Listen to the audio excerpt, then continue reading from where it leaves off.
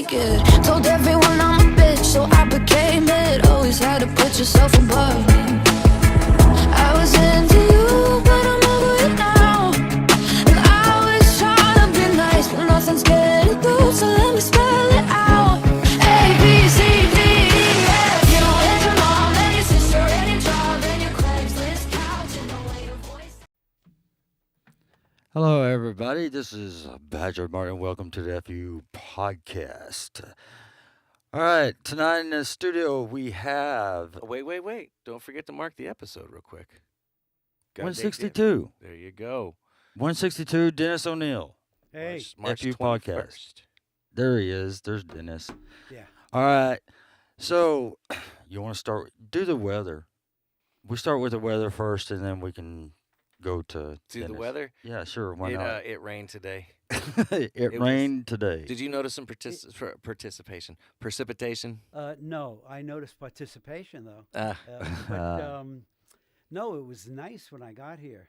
Yeah, but I put my jacket on just. Yeah, 'cause it's colder in here than it is outside. I agree. I agree with that. It always is. It's a lot colder in here than it is outside usually. It's usually sub-zero in Devin's house, that's for sure. But yes, thank you for joining us tonight. Thank you to the audience bearing with us while we were experiencing some technical difficulties. Again. Yes. 162, and we're still experiencing them. Well, you know? we did make a checklist. We did follow it to Hey, the T. we followed it to the T. And it was a checklist for dummies. So hey. Yep. But yeah, no, we adapted and overcame, and now we're sitting here That's with right. the one and only, the infamous Dennis ONeill. Dennis. Yep. Notice I have sunglasses on. Yeah, it's pretty bright in here. I call those the God lights. Yeah. Well, yeah. Here's the thing. I just learned today that I think it's either 9 or 12 Best Actor awards. So I have to wear my sunglasses from now on because people recognize me all the time. Well, I'm afraid they will. I wouldn't have recognized you. I'm just kidding. There's I'm a just there's a kidding. second reason for that. It's because your future's bright. I mean, come Oh, on, you know what I mean? Ah, good man, one. yeah. Good So- one. Ba-dum, Good boom. one. Good Hey, one. you know, I'm here. I'm Man. here all night, folks. No. But you know what? I'm just going to remain humble, and I'm going to take them off. There you go. There you go. You want to bring his mic up just a little bit? Yeah, It bring should my be mic on up the, a little on the bit. TV just a tad. Maybe I need to be closer to it. It's purple. Follow purple down. Is it all the way up? All right. All Yeah. right. Yeah. See. Okay, you Come in there? You closer. good? Modulation, little overmodulation. Yeah. You want to use the Okay, gain, right there, right there, right The there. gain knob at the top is actually the one, but you sound pretty good now. Thank you. Does it sound good? Go ahead. Yeah, I like it. Yeah, that's good. Audience, what do you think? Is Dennis coming through pretty clean? Yeah, tell me, audience, please. Yeah. All right. So, Mr. ONeill, he's an award-winning writer, producer, and director. His first project, Bailout, he earned over 30 statuette awards. Directed actors such as Terry Kiser, Nellie, Sciutto. Yep. Jim Blumetti. Yeah. I'm sorry, That's all right. Blumetti, because I know Jim. You know, Oh, Marshall Teague, also know Marshall. yeah. I actually met him at Lake Charles Film Festival, Ah. a couple times, and Joe D'Onofrio. D'Onofrio. Yeah. I was way off on That was that one. close. Oh shit. Anyway, started his career as a singer and a ballroom dancer before becoming a legitimate card-holding actor in the Screen Actors Guild. Doom. Worked in over 30 musical and dramatic stage plays. Acted in film and TV with Michael Myers, Mm-hmm. like Michael Myers The Mask, or Michael Myers. Oh no, Mike Myers. Yeah. Mike Yeah, Myers from Mike. SNL. Comedian. Yeah. Okay. Yeah, Chuck baby, Norris. yeah. Hello, Chuck. Robert De Niro, Joe Pesci, Sylvester Stallone, Walter Matthau, Betty David, Sir John Gielgud, Liza Minnelli, Frank Sinatra, and Robin Williams as Robin's stunt double. Yes. Well, holy hell! Yeah. I did not know that. Oh, Hey. really? No, What I was did not. that? Well, because of when we were down at Lake Charles. Remember when we Yeah, were down at Lake yeah. Charles? When we were down there a couple times and everything, and I had no idea that you worked as Robin's stunt double. Yeah, on 2 Very films. cool. That What- was cool. That was cool. I'm curious, which ones? The Survivors was the first one, Right. Okay. and the second was Moscow on the Hudson, Ah, okay. where he played the Russian defector. Very Right, right. Also, he worked with famous directors as Martin Scorsese, Yeah. good director, John Huston, good director, and Paul Mazursky. Yeah, I said it right. you did. Yeah, I did. Received 2 college degrees, Associate of Fine Arts and Bachelors of Fine Arts with honors in theater performance. Opened his private acting school in 1999 to help other actors succeed. And that's about it. That's about it. Where's your That's about school- it for Dennis. Where's Thanks your for school everybody for located? joining. That's my life. Where's your school located? Well, so I closed the school down. Okay, But okay. now I still teach in Fort Worth. It's funny. I was teaching at TCU, Mm-hmm. and I had quite a few students. And when the pandemic hit, they closed the class. They closed the school down. Yeah. And so a few of my students said, we still want to study. And I said, well, the only place we could study is I have a studio upstairs in my house. So I started out with 4 students, then it went to 6.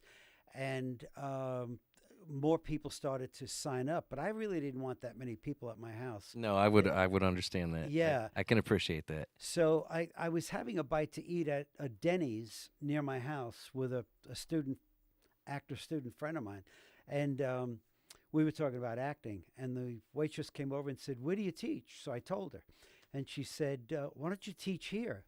And she pointed to a back room. It's encased, it's glass, and it's really a nice room, roomy. And I asked my student, I said, "Would you like to? I want to teach actors how to act with in scenes with food anyway. Okay. So would you want to do it?" He said, "Yeah." So I said, "All right, let's try it." We've been there for 6 to 8 months now.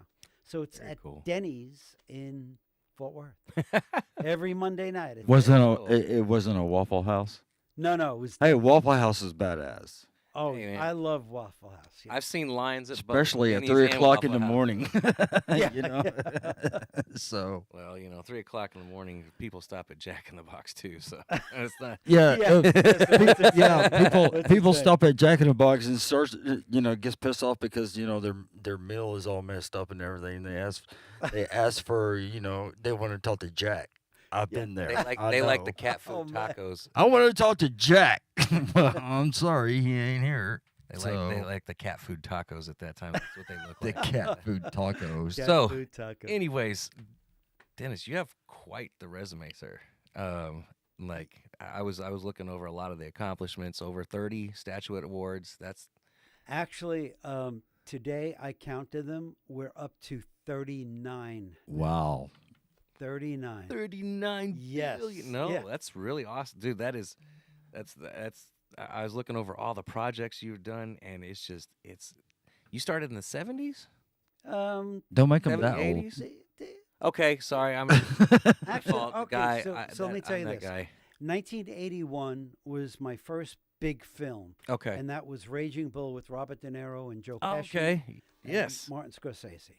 So Very cool. that was my introduction. And since I was a ballroom dancer, they asked me if I would be on as a swing dancer, which I Very did. cool. Yeah, yeah. I like that. And it was great seeing Martin Scorsese work, And I was just it was my first film, and I was an actor. I wasn't even thinking of writing, producing, or directing, but I Okay. was so fascinated with the way Scorsese would direct people, and I followed him as close as I possibly could because you couldn't get too close to him. And it was just it was an eye opener. It was educational, and it turned into a really good life. I really enjoy everything I do. Now, when you say you can't really get too close to him, does that mean like he doesn't let a lot of people in?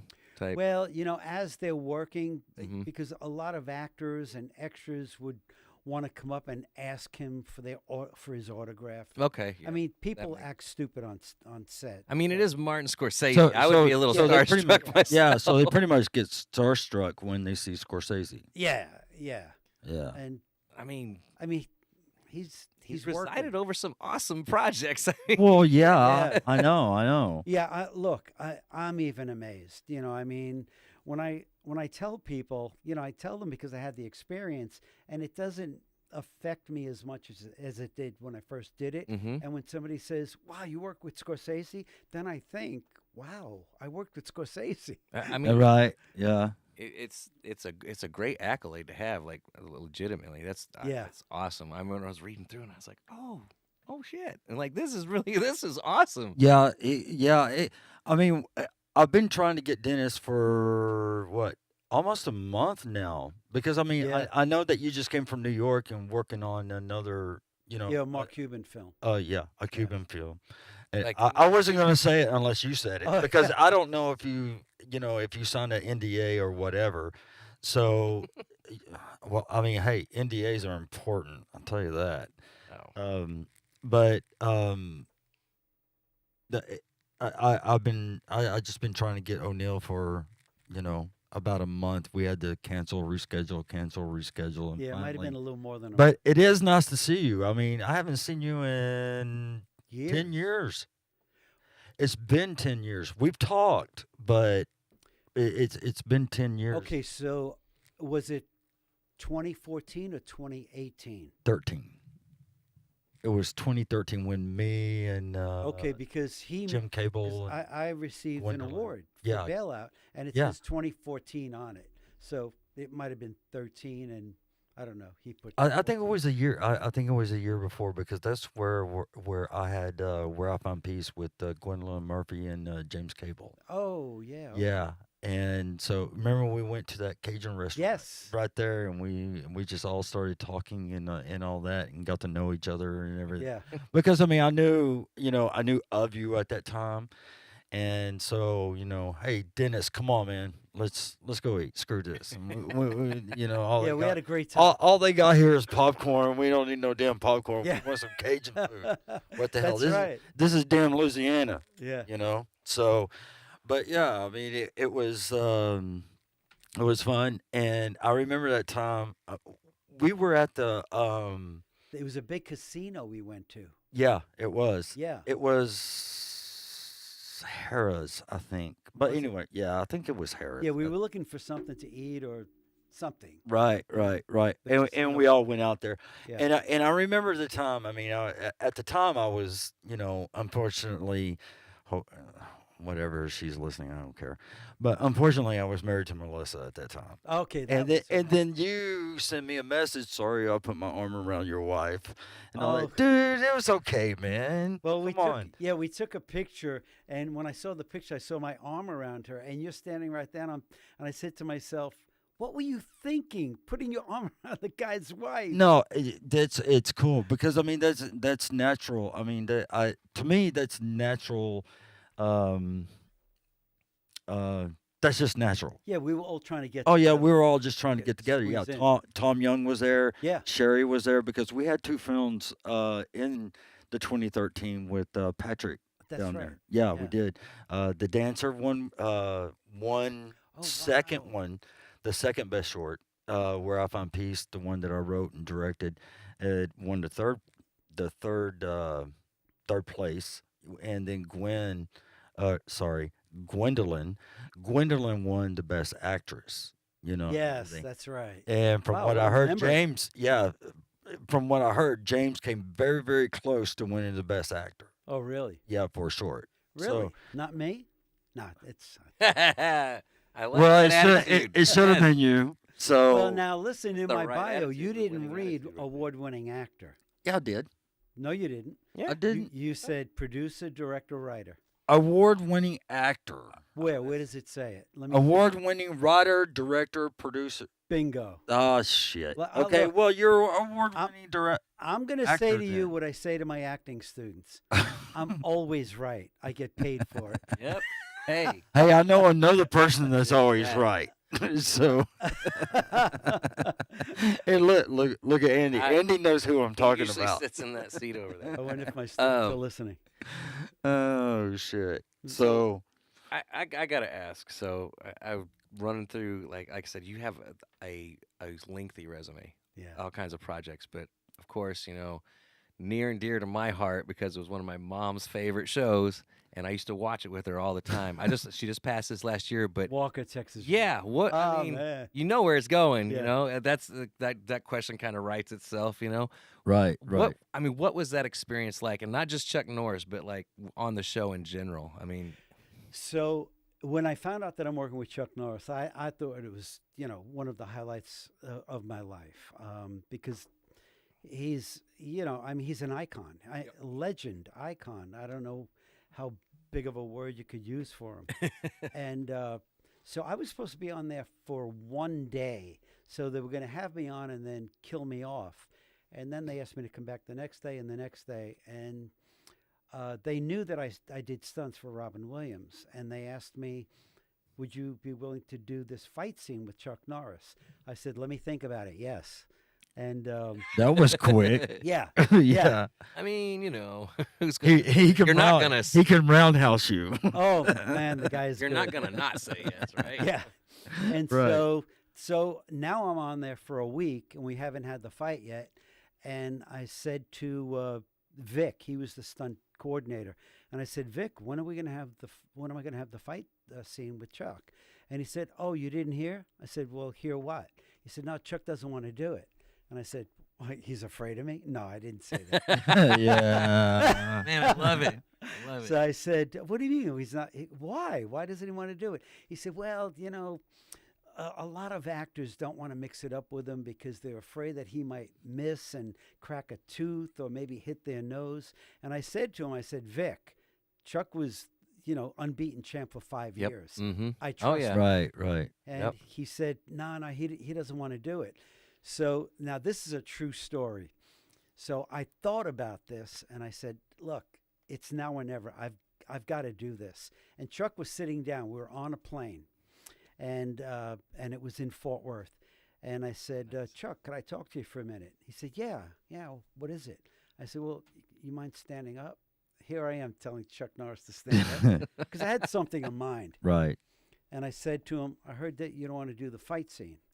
And the way I said it to him was just like that. I said, I heard you don't want to do the fight scene. Yeah. And he said, well, no, the plane is too small. He didn't want to say because actors don't want to do it. Right. So He's he being said, professional about it. yes, Right. very. Right. So he said, the plane is too small and it's not conducive. And so I got very close to his face, and I'm from Brooklyn. Yeah. My Brooklyn came out, and I said, hey, Chuck, you think I'm going to go back to Brooklyn and tell my friends I didn't get beat up by the best of them? So then he started laughing. He said, man, Dennis, I didn't know what you were going to do. I said, come on, Chuck, let's do it. He said, no, the plane is too small. I said, Chuck, look, I grew up in Brooklyn. I was in gang fights.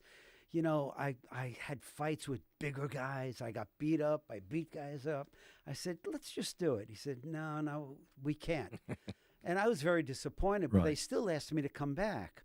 And I did 2 weeks on it. So I came back that Monday, Mm-hmm. and the stunt coordinator, Vic, said, as soon as I got there, I had my coffee in my hand. It was like 7 in the morning. He said, do you want to wear a belt? I said, I have a belt on. He said, no, I mean for your stomach. And I said, excuse me? And he said, do you want a belt for your stomach? I said, I'm not getting what you're saying. He said, well, when Chuck kicks you, he's going to kick you in the stomach. Do you want to wear a belt? I said, I thought we were going to do this. He said, oh, you didn't hear what Chuck said? I said, what? He said, that night when you left, Chuck came running up to us and said, Dennis ONeill wants to mix it up with me. I said, whoa, wait, Vic.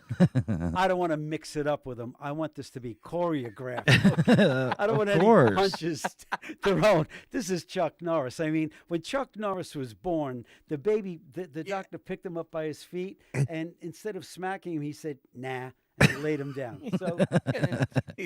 So Chuck raised his hand. You saw it coming. Yeah. Like, That would be Yeah. that would be cool if Norris was listening right now, and Andy could tell his Chuck Norris joke. Well, Debbie Michaelis is listening. She works at Chuck and Aaron Norris, so I know she's listening now. Yeah. But what happened was he was treating me with kid gloves, and I said, Chuck, you could really knock me around. He said, I don't want to hurt you. I said, Chuck, really, just knock me around. This And I'm is like, thinking, let's go hard in the paint. Well, What the hell? I mean, maybe once in a lifetime, you get your ass kicked by Chuck. well, yeah. I want Kind of an to. I want honor, to tell the ain't gonna lie. story. It would be an honor. But here's the thing: when you do fight scenes, you get paid much more money. Of course. So when I'm saying, Chuck, no, come on, knock me around, I'm thinking, come on, I want to make more money. Pay me. So he was really a really nice guy. He could have done a lot more, and I kind of forced his hand at it. Yeah. Because when he threw this punch at me, and of course they don't really connect, so it looked like, from the camera point of view, it looked like he really clocked me. But I didn't tell him there were two things I was going to do. I came with a left roundhouse, and he didn't even know it. And as soon as I came around, he was so quick, he blocked it. And then he cracked me again, turns me around, hits me again, and I'm supposed to fall in the seat, knocked out. Right. I fell in the seat, but I got up, and he didn't know it. And he clocked me again. Did you get up that time? No. I figured, okay. You know, No, the second time I was okay. I'm supposed to go down. I had to make him look good, too. Right. Absolutely. Say, good. Cool. I got my ass kicked by Chuck. Well, yeah, I mean- but then when it was over, the guy, Clarence Gielgud, the guy who played Trevette, his Right. partner, Yep. Yeah. he was in the back of the plane having another fight, but he kept looking over at our fight. He came running up to me, and he grabbed me, said, "Are you okay, man?" I said, "Yeah, it was Chuck Norris, champ. He didn't hurt Right. me. He knows what he's doing." Right. So it was a really good time and a good story. His partner, I think, also was in Top Gun originally. Yes, he was. Yes. Yeah. He drove a Dodge Stealth in the show. That made me fall in love with that car when I was that age. Ah. So I always wanted a Dodge Stealth because he drove one, and then Chuck always drove the Ram. Was it a Dodge Ram? Yes. Yes. Dodge Ram. Yeah. I remember that. I think it was show. a grayish one or something. Yep. Yeah. I Yeah. remember that. And I believe it or not, I'm pretty sure you fought on an actual plane, right? Yes, Yes. yeah. I remember this episode. Like I Yeah. watched it with my mom. Well, I remember this. Yeah, well, if your mom watched all of them, she saw it. It was called Skyjacked. And Wow. I Oh, was Skyjacked. yeah. Okay. I know I've seen that one too. dude, I've seen it. Yeah. I'm telling you, I've seen this episode. That was, oh man, you're bringing back memories. Now Yeah. you're gonna That's- now Andy, you're gonna go home and you're gonna look up Walker Texas Oh, yeah. Ranger and then, Skyjacked. Yeah, and then watch it. Dennis get his ass kicked by Chuck Norris. Hey, I mean, it is the Chuck Norris. Like, Oh, yeah. I would. Take Well, a yeah, roundhouse of to the course. face and be like, check out this bruise. I'll sell it on eBay. Hell yeah, just cut it off your skin and just say, Oh, yeah. this is the bruise from Chuck Norris, $10 million. And so the joke that everybody was referring to earlier, if you haven't heard it before, is in the beginning there was nothing, and then Chuck Norris roundhoused that nothing in the face and said, "Get a job," and it got and the universe was created. and the universe was created. Yeah, right. Yeah. But But I auditioned for that show 8 times. 8 times. The when I went in on the 8th time, Barbara, I can't think of her last name, the casting director. Somebody will call in or write in and tell us who it was. Barbara Brinkley. I think it was Barbara Brinkley. Yeah. When she saw me, she said, "Dennis, I'm so sorry. They should know your blood type and DNA by now." And I said, "That's okay, Barbara." that's true. So I did audition, and the number 8 stands for New Beginnings. I got it. So when I Okay. did that one, about 6 months later, they called me. I didn't even have to audition again. They called me back for another one, which was called. It was a 2-hour special where they blew the house up. I played the character of Manny Alvarado, and I can't think of. I'll have to look at my resume to see the name of the episode. But that was pretty cool. And Chuck said that the first one that I was in, we were getting our makeup done, and we were just talking. He said, the one that you were in, that was my all-time favorite episode. Right, Very right. cool. That was kind of cool. Well, hold on a second. Yeah, go ahead. Brian Spellman said the number of times I've heard Dennis say, "What were you thinking?" Brian Spellman said that. Oh, Brian, say it again. What? The number of times I've heard Dennis say, "What were you thinking?" That goes back to when we were in Lake Charles and you put your arm around Melissa. Oh, okay. Yeah, way that. Yeah, I wasn't. It's all right. Don't worry about it. But the thing, I think Brian means something a little deeper because I always tell my actors, Yeah. don't think, just do it. Do it. Don't think. If you think as the actor, what you'll do is what. Could I mention his name? Will Smith, when he was on Fresh Prince of Bel-Air. Right. So in the very beginning episodes, he would literally watch somebody's mouth, and he'd be mouthing their lines. Wow. Because he was. I didn't know thinking- that. Yeah, he was thinking about what he was going to Yep. say next. Right. Instead of being So- in the moment. Yeah, that's it. Living Yeah. in the moment. Right. And then Jade Roberts said, "Yo, Dennis." Hey, yo, Jay, how you doing? Yo, Adrian. Yeah. So Jade is in Bailout, my show Bailout, and Jade, Right. he does a Rocky impersonation. That's what he does for a living. Oh, really? Oh, Maybe it's I'll good. fight Apollo, maybe I won't. Yeah. Hey, that was Another good. person, Natalie, said, "What are your thoughts on the remake of Walker?" Who wants to know that? Some other person, Natalie. Okay, so Natalie, I'm old school, and I always say, don't mess with a good thing. That's true. Amen to that. 'cause Okay. there's not another Chuck Norris. You There is no bitches. other Chuck Norris. Sorry, I'm Nope. getting out of Don't think control. so. Just imagine this: somebody doing a remake of the movie On the Waterfront Oh God. that starred Marlon Brando. Really, do you want to be in that role? I wouldn't. No, I wouldn't either. Yeah. And I just read. No, I'm not going to go there. So, No, you read what? well, no, I just read earlier today that they're coming out. They're rebooting the Happy Days. Yeah, I'm Oh. good. You, didn't- you cannot. No, You- there's something. What are they from bringing Ed Henry Winkler back? They would bring. They would Like, bring. Nothing Wink- against him. Love Yeah, I him, know, but they Yeah. would bring Winkler back. They would bring Hey, Mrs. C back, of course, and Scott Baio just signed a $14 million deal as Chachi. no. Come on, are you serious? I Hey, look, if I saw it. anybody needs a Entertain- bailout, hey, it's Scott wait, Baio. I They know. would- I wait, know. They would bring Winkler Entertainment- back as Fonzie. I have no idea. Fonzie retired. like maybe he was just been. Maybe cool Fonzie forever. retired. Maybe Henry Winkler retired. From the auto shop. I have no Hey, idea. I'll, I started reading a couple paragraphs and I said, "Screw this! I don't want to read this." I'll play an older Fonz. I mean, yeah, Hey. but I mean that's like remaking. I mean, Laverne and Shirley. You can't do it. No, you can't do it. There's no way. The They tried. shows All back in the '70s. You can't. No, they tried All in the Family. It didn't work. No. And they tried another one. I think it was who was the black family on All in the Family? You're gonna get. That was a George- Jefferson. The Jeffersons. Yeah, George Jefferson. and Florence. Yeah. Cannot No. replace. You can't do George the Jefferson. No, that guy was. can't. He was Can't- so that's kind of- brilliant in his comedic timing and everything. Oh yeah, yeah. So Brian Hardy said Dennis is slightly older than Fonzie. Are you? No, No. I'm just kidding. You don't have to. You don't have to say. It's No, all no. right. Well, I'll take care of Brian when I see him. I don't care Yeah. how big you are, Brian. Oh, love it. Nice. Uh, Friendly competition there. All right, can you describe what influenced you to pursue a career as an actor, producer, and director? Wait, say that again. What? I'll read fast. What sorry. started you down this road? is There what you he's go. asking. What started you down this road? There you go. Okay. Thank you, Andy. So, Once again, damn it. so I'm glad you asked. I went to Suffolk County Community College. Well, let me go back. So, I went to Patrick High School.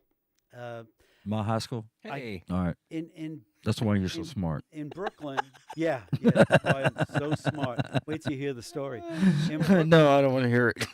in, Go ahead. In Brooklyn, I went to PS 32. In New York, they call them PS Public School. Yeah. So Okay. I went to PS Right, right. 32, and they had numbers. yeah, that's all. They mostly all have numbers. Right. Now, is that still current to date? They Yeah. Still do? Okay. Yeah. All right. There Wow, are heard- some high schools that they have names, but Okay. it's usually the elementary and middle schools. It's PS Okay. Public School 32, and so I threw a chair and a desk across the room and 5th grade. That sounds like something you do in PS32. Yeah, yeah. Sounds like a cell block. It was a tough school, tough Yeah. area, and Totally I got understand. mad at something, and I threw the desk and chair.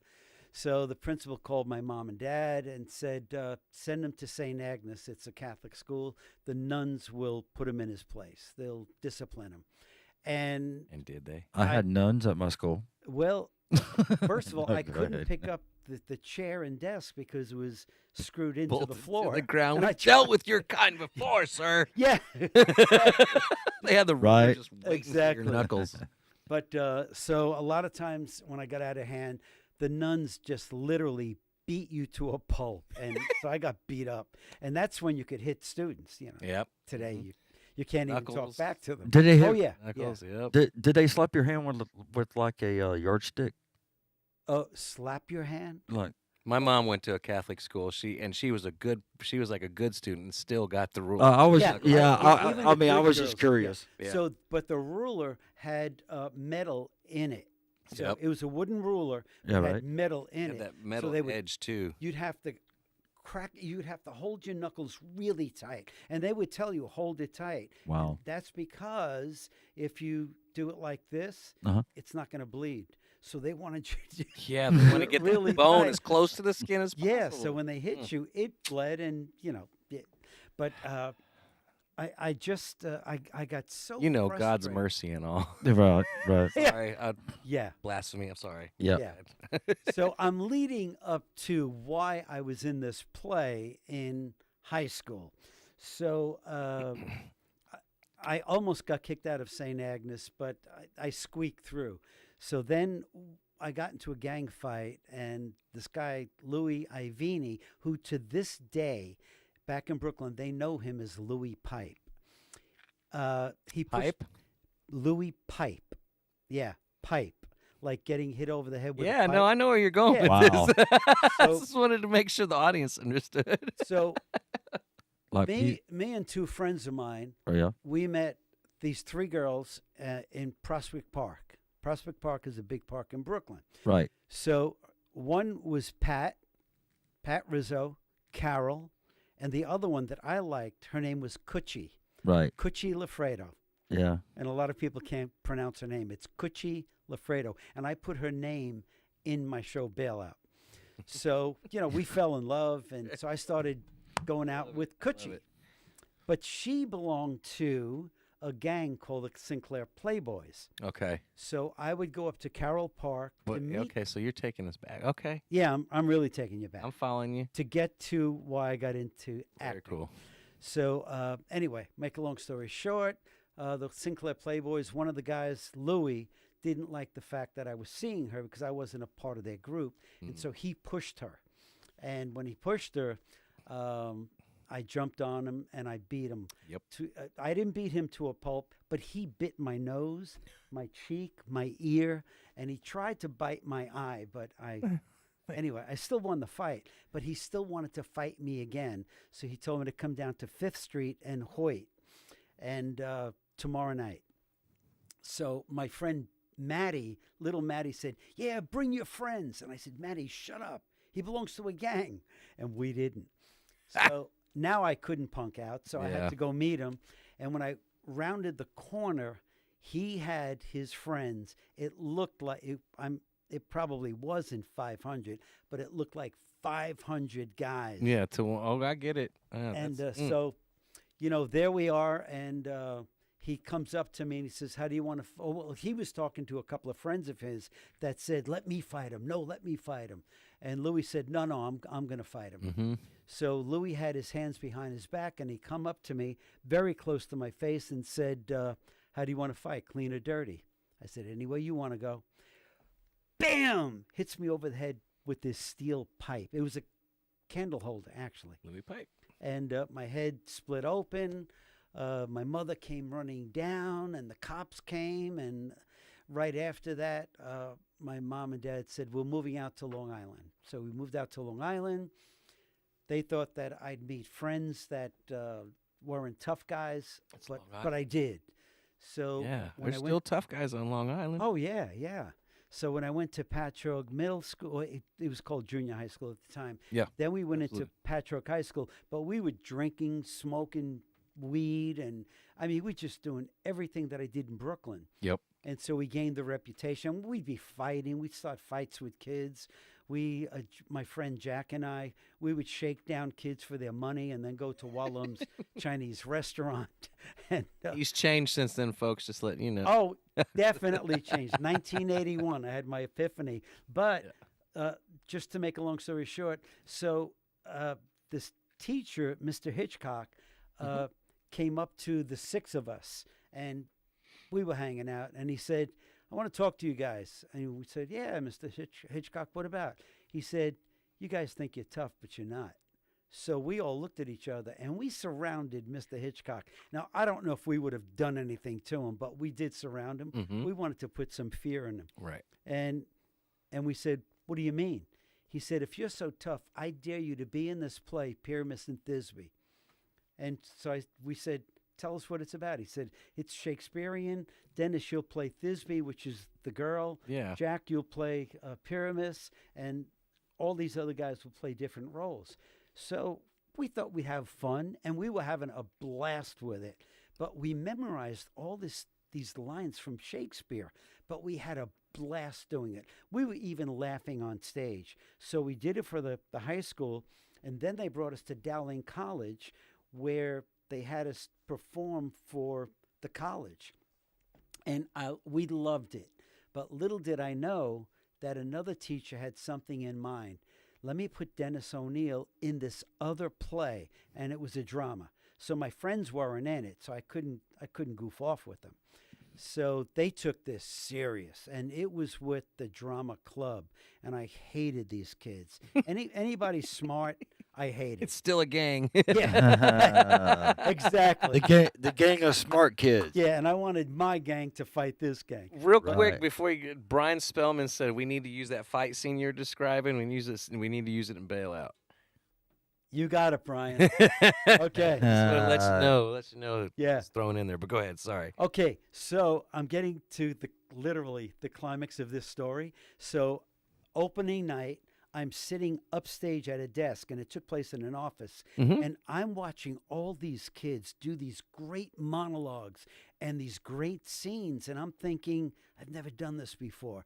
And I had to come down and do my monologue. I only had one monologue, and that was it. So when I came down stage, I went a little past the lights, because if you're behind the lights, you can't see anybody. Oh no. Right. I've been in those lights. I came a little forward, and I saw 500 people in the audience. I literally right there urinated in my pants in front of everyone.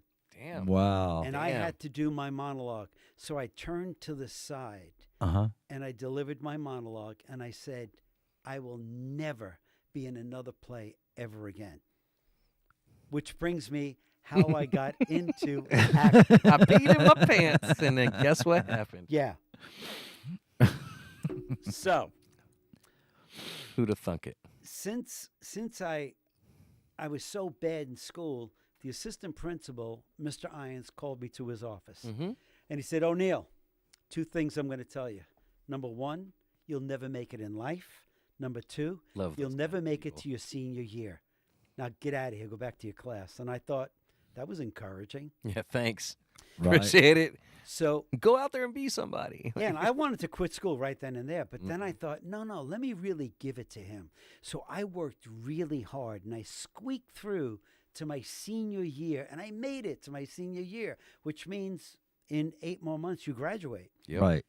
So I got up out of my chair the first week. I went to Mr. Irons' office. He said, what are you doing here? Go back to your class. I said, I quit. He said, you quit what? I said, I quit school. I gave him the bird, and I walked out. And for 10 years, I had dead-end jobs. I Yeah. couldn't get a good job. I didn't have a high school diploma. So I was aside from being a drug dealer later, I was We'll get into that later. I- folks. Yeah, That's we, later. I was Oh, cleaning yeah. floors. I was cleaning pots and pans. I was the delivery guy. I just couldn't get a good job. 10 years later, I went back to Suffolk County Community College because now I'm a singer. Right. And I got into all of that and a musician. So I thought, I'll take some college courses. So I was standing on the line where you can take these courses, but you're not going to get credit for it. Right. So this guy saw me, this counselor saw me, said, "What are you doing on this line?" I said, "Well, I'm going to take some college courses." He said, "Yeah, but you don't get credit for this." I said, "No, that's okay. I just want to take singing and piano, guitar, that whole thing." He said, "Well, go to the other line. You'll get credit." Mhm. I said, no, this is good. And I didn't tell him that I quit high school. I couldn't go to Right. college. So he said to me, "Well, come to my office." And I said, "Well, I don't want to lose my place online." He said, "Don't worry about it. Come to my office." He sits me down. He said, "Now listen, if you go to college, go full time. I can get you money every month. We'll pay for your books. We'll pay for your food. We'll give you this. We'll give you that." And I was a real schemer. And I'm thinking, Now, he just picked you out of the crowd? just pick me out of the Okay, crowd. okay. Well, don't forget, 10 years had passed. No. So That's what I'm saying. 10 It's years even older more than kind everybody else. It's kind of okay. So Yeah. I get it. Okay, So he saw this guy with these teens, fair starting enough. Okay, college. okay. Now I'm fine. And yeah. and he's telling me all this money that I could make going to college full time. And I said, "Listen, I would love to do this, but I quit high school in my senior year." He said, "You quit high school?" I said, "Yeah, man, don't judge me." He said, No, listen, we just started something this year. If you sign up full time, you can get your high school diploma and your associate's degree." Right. So I said, okay. I signed up, and I needed one more elective. And I said, "Well, just give me another music class." He said, "You have too many music classes." I said, "All right, what else could you give me?" He said, "There's only one left, acting." I said, no, I am not taking an acting class because that came back. Me peeing in my pants is not going to happen again. And he said, I would like to avoid a future of bathroom accidents. Thing. Yeah, Like, yeah, I true get it. that. I would. True I don't. that, I would yeah. understand the apprehension. Totally. So I didn't tell him the whole story, but he said, "Dennis, all you're going to do is go in twice a week, maybe 3 times a week. You're just going to read some scripts. You'll get an A." I said, "That's all I have to do?" He said, "Yeah, I promise." I said, "All right." So I took the acting class. First day, I am acting class. I'm walking out. Now, something I left out. Right. I was teaching ballroom dancing with the Arthur Murray Dance Studio. Yeah. So While you were doing all this, or? while I was doing all Okay, this, okay. Doing drugs, dealing, And dancing. and dancing. The 3 Ds: Yeah. drugs, dealing, and dancing. I like that. Drink. Well, or Perfect. drinking in there too. Perfect. Now he's going to start using it with his acting students. Okay, we got the The 3 4 Ds. Ds. I'm gonna put that. The in 3 ballet. Ds or the 4 Ds or whatever. Here's Andy Henning right here. Guys, go out there and just Just do the listen 4 to Dennis. Ds. I mean, and his name starts with a D. I mean, come Yeah, on. the 4 Ds. It's there like you go. The 4 Ds. There you go. All right. I need to do the show more. I'm telling you, man, it writes itself. Shit. So as I'm walking out, the professor called me. She said, "Dennis ONeill." So I turned around. I said, "Yeah, what is it?" Her name is Harriet Novick. I said, "Yeah, what is it?" She said, "So you're a dancer?" I said, "Yeah, how do you know?" She said, "I'm a director. I observe people. You walk like a dancer." I didn't even know how a dancer walked. I said, yeah. "Oh, okay." Wow. So she said, "I want you to come down to the theater tonight and audition for this play that I'm doing, Cabaret." And I didn't know anything about it because I wasn't an actor. I wasn't interested. I didn't go to the movies. And I said to her, yeah, okay, all right, I'll see you tonight. Mm-hmm. And she said, 7 o'clock. I said, yeah, I'll see you at 7 o'clock. I had no intentions of going down there. Right. But I was the I type get of it. a guy, if I didn't want to do something, I wouldn't tell you. Right. I would just say, yeah, I'll be there, and not show up. So I'm home. 7:15, I get this phone call, and she said to me, "Where are you?" I said, "Where did you call?"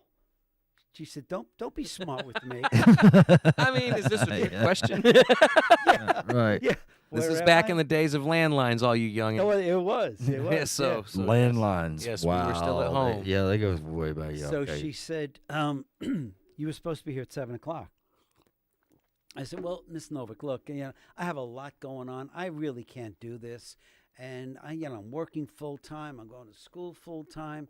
And she said, "You get your butt down here in 15 minutes, or this will be the worst year you've ever had." Now I'm thinking she's going to get Not my just money. not just a time, but a whole year. Oh my god. Yeah, well, I'm thinking. And she'll slap your hand with her yardstick. I didn't care about that. I didn't want to lose the money. Right, And I'm right. thinking That's she's gonna- legitimate. Yeah, Yeah. because that's what's going to ruin my year. Absolutely. So I went down there, and there's all these theater people. They're auditioning, and I'm thinking to myself, what does she want me to do? So she calls my name. She said, "All right, so get up on stage." And she's real New York. And when I say she said, "Get up on stage," that's just what she said. Get up on stage. And I'm up on stage. I said, "So what do you want me to do?" And she said, "Just walk back and forth and walk up these steps." And so I walked back and forth. I walked up the steps. I'm walking down, and I'm feeling real stupid about this thing. And then she said, "Walk back up the steps and give me a sadistic laugh." And now you have to understand something. I quit high school, right? I was never good in school. Plus, I had a Brooklyn accent. I talk like this. And I'm walking back and forth, back and forth. I'm saying to myself, "Mono, what is she doing to me over here?" Then she said, "I want you to come down the stairs with a sadistic laugh." And I didn't know what sadistic meant. I really didn't know what it meant. Yeah. And I said to her, "Well, be more explicit. What do you mean, a sadistic laugh?" She said, "Oh, my God, I can't believe this guy." And she's saying this about me in front of everybody that She's was New there. York, like you She's said. New York. Yeah. Yeah. But get it. what No. she didn't realize is I came from Brooklyn, okay? Right. And, We match energies. yeah, Yeah, get it. yeah. And I didn't care who you were. Mm-hmm. And so she said, "Go up the staircase, come down, and laugh. Okay, just laugh." I said, "Okay." So I came down, and I gave her a sadistic laugh. And I went, "Ha, ha, ha, ha, ha, ha, ha, ha, ha." She said, "I said sadistic." I said, "Look, I'll tell you what. Be more specific. Be clearer. Tell me exactly what you want." She said, "Look, go up to the stairs, look at somebody out here, and think that you want to kill them." And I thought, He's like, "I've done that's this." not a stretch. She's like, All I have to do is look at you, lady. "Hey." That's what I did, and I kept thinking, sadistic. Oh, I get it. I'm mean. I want to kill her. So I'm walking down the stairs, and I pick her out, and I go, She said, "Okay, now sing this song." And she gives me this sheet music. And I go over to the piano player, and I'm looking at the music. It's in German, French, and English. And I said to him, "What language is this stuff in?" And he said, "It's German, French, and English." Let me I said, tell "Look, you.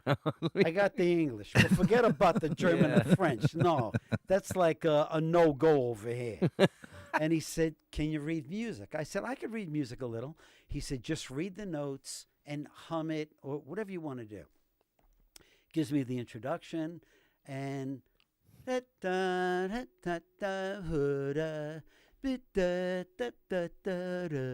not going to do the whole thing. Yeah. But that was my audition. Right. And she said, "Okay, thank you." And that was it. And I said to her, "Thank you what?" She said, "Go home." I said, "All right." That's a cool casting director. Yeah. I went home, and man, I thought about her all night, and I thought of putting my hands around her neck tomorrow when I see her. And she knew she got in your head. Oh, man. Yeah, she did. So I get to school the next day, and everyone is around the theater looking at their names and what they got, the people that were cast. So I just walked past it because I knew I wouldn't have gotten in this. And one of the students said, "Hey, Dennis, got to look at the board over here." I said, "No, I'm good. I'm good." He said, No, really, you're supposed to look at it." I said, "I'm good." And he said, "Well, I think you might want to look at it." And I'm thinking, no, she better not cast me in this, because that guy said all I had to do was take her class and read, and that's it. I come over and I said, "What am I supposed to look at?" I didn't even know how to read the board. He said, "You got the part of the MC." And I didn't know that the MC was like the lead Yep. role or one of the Master lead roles. ceremonies.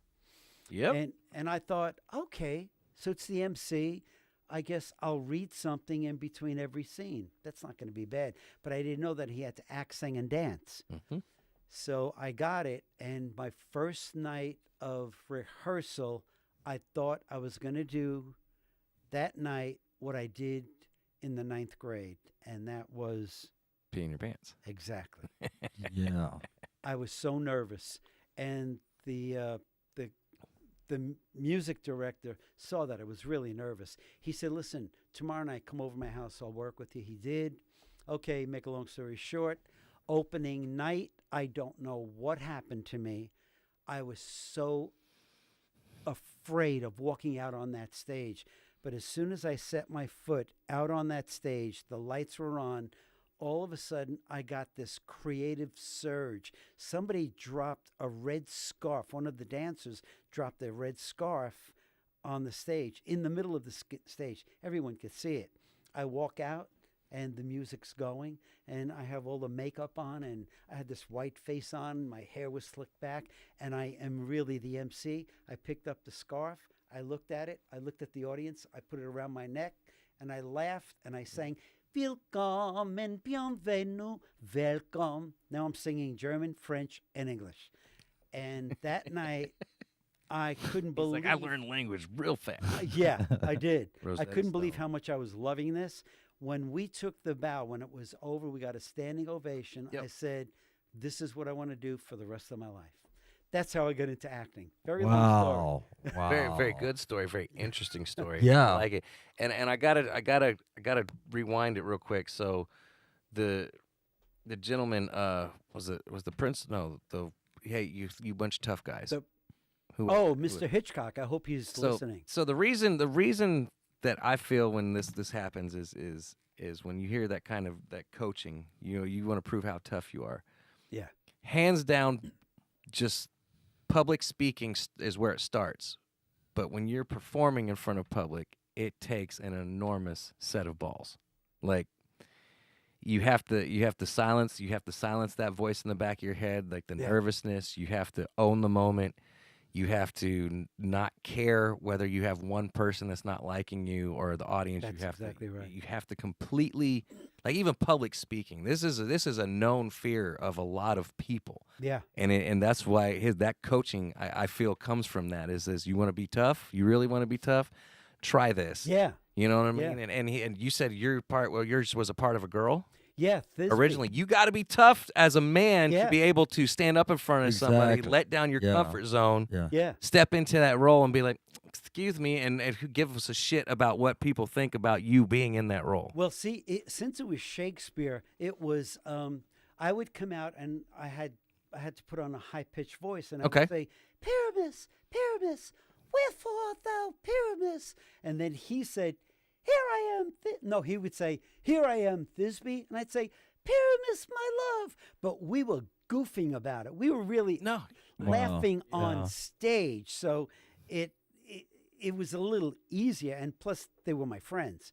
But he put this this blonde wig on me, which we all thought was stupid, and he put a sheet on me that you used as a dress. Yep. So, You have to be tough. Like that is a legitimate.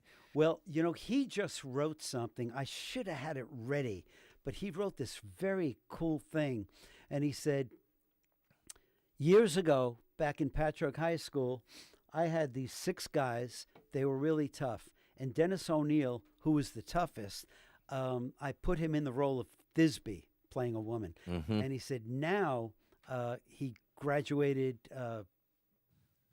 college. He graduated high school because he knew I quit school.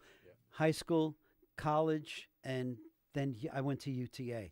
And he's got this great TV show out where he's the lead actor, writer, producer, director. Wow. So he's very proud of me, and we stayed in Very touch. cool. I Yeah. like that. I Yeah. really like that. It's like full circle. Yeah, oh yeah, That's very yeah. awesome. Yeah, and he was the first person to get me into any kind of an acting role. Very cool. I appreciate you sharing that experience. Thank you. That's freaking awesome. Yeah, it is. What what's been so far since you started your acting to now? What's been your most challenging role Well, besides what you just said? well, the most challenging roles is when after Cabaret, I had to take Shakespeare. Mm-hmm. So I was in about maybe Yeah. eight Shakespearean plays. That was the most challenging Okay. at the time Right. because I still had this Brooklyn accent. And I had to say, "Wherefore art thou so and so?" You know what I'm saying? and I'm over here Yeah. talking like this, and they want me to do Shakespeare. Mhm. And I mean, I didn't even say I can Shakespeare. understand. I can said understand. Shakespeare, and so that was the most challenging. But it was the most rewarding because then I started working on my accent and losing the very deep Brooklyn accent. But it's funny, I didn't realize what an accent that I had, and I said to Harriet Novick, the director of Cabaret, who got Mhm. me into this. I said to her, I said, "Hey, Harriet, I got to tell you something. I really love this acting stuff. I'm going to do this for the rest of my life. That's what I want to do." And she said, "You're going to get rid of that Brooklyn, Long Island accent?" I said, "Harriet, for some reason, you just don't like me. I don't got an accent." And, I mean, that's literally what I said to her. So I remember I moved into New York City, and I got this audition for, I think it was a toothpaste commercial. Yeah. And it was for somebody who looked like Ken and Barbie. Mm-hmm. And I looked like that until I opened my mouth. And the casting director said, "Okay, action." I said, "I love Colgate toothpaste because it makes my breath smell sweet and my teeth feel clean. Hey, I really love when my brother uses Colgate because he likes to talk to people close up. You know what I mean?" And she's sitting there looking at me and said, "Oh, can you do that again without the accent?" I said, "Not a problem." Because I learned if they ask you to do it again, that means they liked you. Right. But years later, I come to realize she had me do it again because she couldn't believe it. So she said, "Okay, you can do it without the accent, right?" I said, yeah, just watch this. Watch me in action. Action. "I love Colgate toothpaste because it makes my breath smell sweet, my teeth feel clean. I love when my brother uses Colgate too because he has a habit of talking to people close up." She said, "Thank you." And I thought I did a great job. I didn't hear the I think accent. it sounds amazing. Yeah, I think You it better go sounds pretty buy good. some real Hey, fast. We're gonna hear from go his do it brother. for Colgate again. Go, yeah, go. Yeah, why? You guys think that's funny? No. You think it's funny? Funny how? Like- No. How am I funny? What do I make you laugh? Am I a clown? Do I amuse you? Huh? Hey, Smokey over here. You think I amuse you with something? He's salty. Yeah. Oh, salty. That's yeah, right. he's all salty. Yeah. He's all salty. That was a good Pesci impersonation too. Well, I by the worked way. with him on Raging Bulls, so Yeah. Very I had to cool. learn. And you can catch even being here, you can catch that accent. On Yeah, occasion. I know. Especially And I when bet when you get pissed, I bet it comes out too. Yeah, it does. It does. And Yeah. and when I'm talking about it, it comes out even Okay. more. So I find myself, I was telling my students last night, if you want to learn the accent, you've got to leave off the G's Yep. and leave off the R's. So, "Hey, my dear, what are you doing?" Yep. Or if you have an idea, that's when you put an R on it. "Hey, Salty, I got this great idea." Believe it or not, there's a lot of Southern around that too as well. They've got You're right. I got an idea. I got an idea, and it's and, over here. And you know what? And instead of not only do we take the G off, but we put a W. You know what I'm talking about? Put a W in it. You know what I'm talking Did I about? say it that way? No one talking about. What are you talking about? Talk. There's a place called Talking About Texas. Talk. Yeah. But Well, yeah, when I first moved here, a friend of mine that I made a friend here, he helped me move everything. He was a real Texan. He said, "Hey, Dennis, I'm glad you're here, and I got to tell you, you got some thick accent." And I said, "Excuse me?" People you from want to talk about an accent, buddy? yeah, people from up north say that we have a really thick accent. Oh, in you here do? in Oh, yeah. Texas, You but do? also in Texas, we tell people from up north that they have the thick accent. No, y'all are the one that have the accent, not us. You know what I'm saying? And Well- it just goes back and forth that way. Yeah, it does. Because, I could say, no, you have the accent. And you could say, no, you have the accent. No, y'all have the accent. Yeah. Hey, we can spend the next hour saying you got the accent. So when we first moved here, we Yeah. went to a convenience store to get.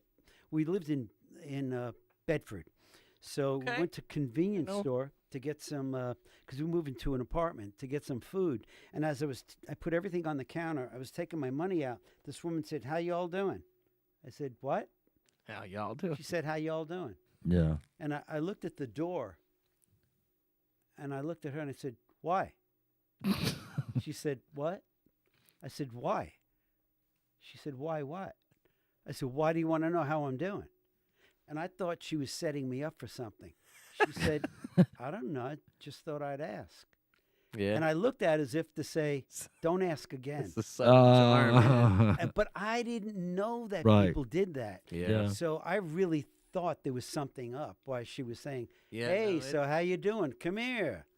I know. Yeah, you can. I no. mean, you could do that just passing some person in the store. Hey, what's up? How you doing?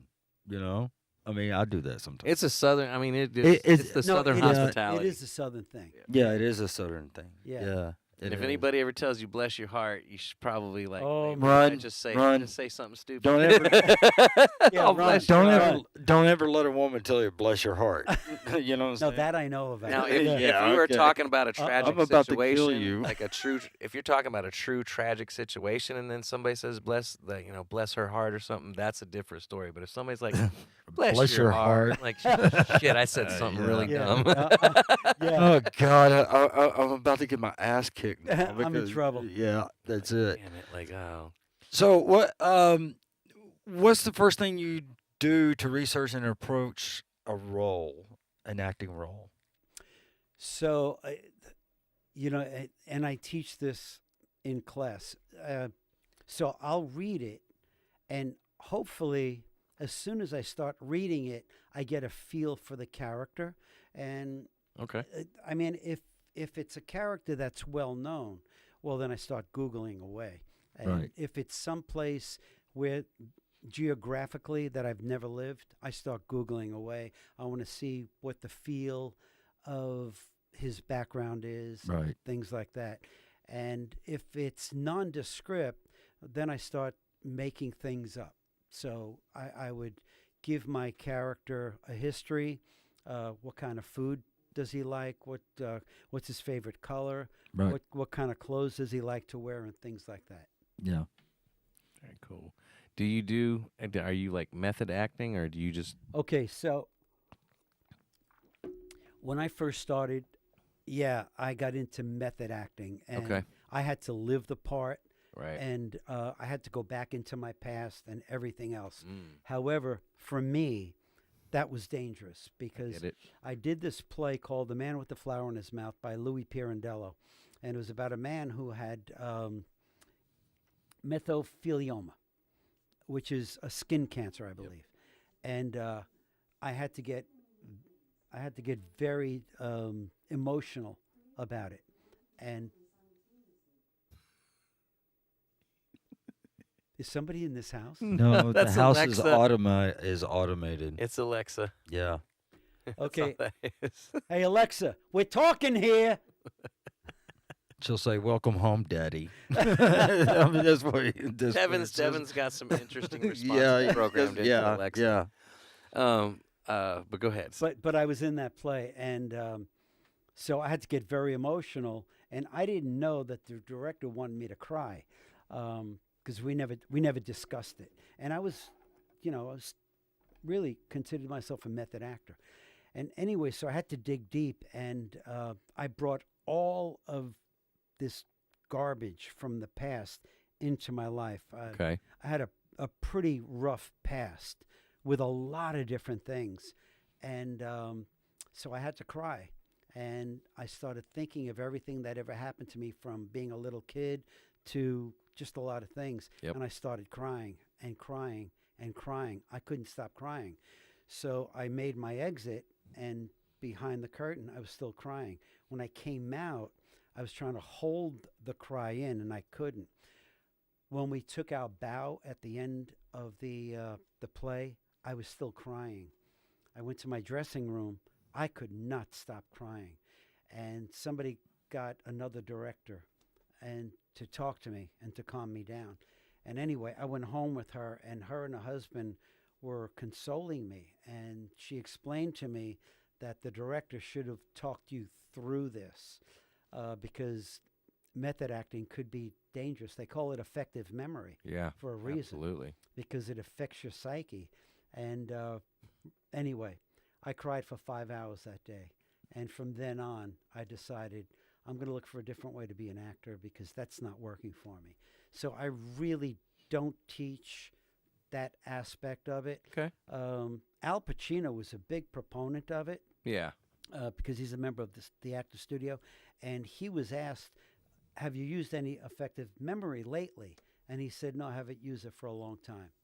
And, you know, a lot of these guys that used it were either drug addicted, had nervous breakdowns. Yeah.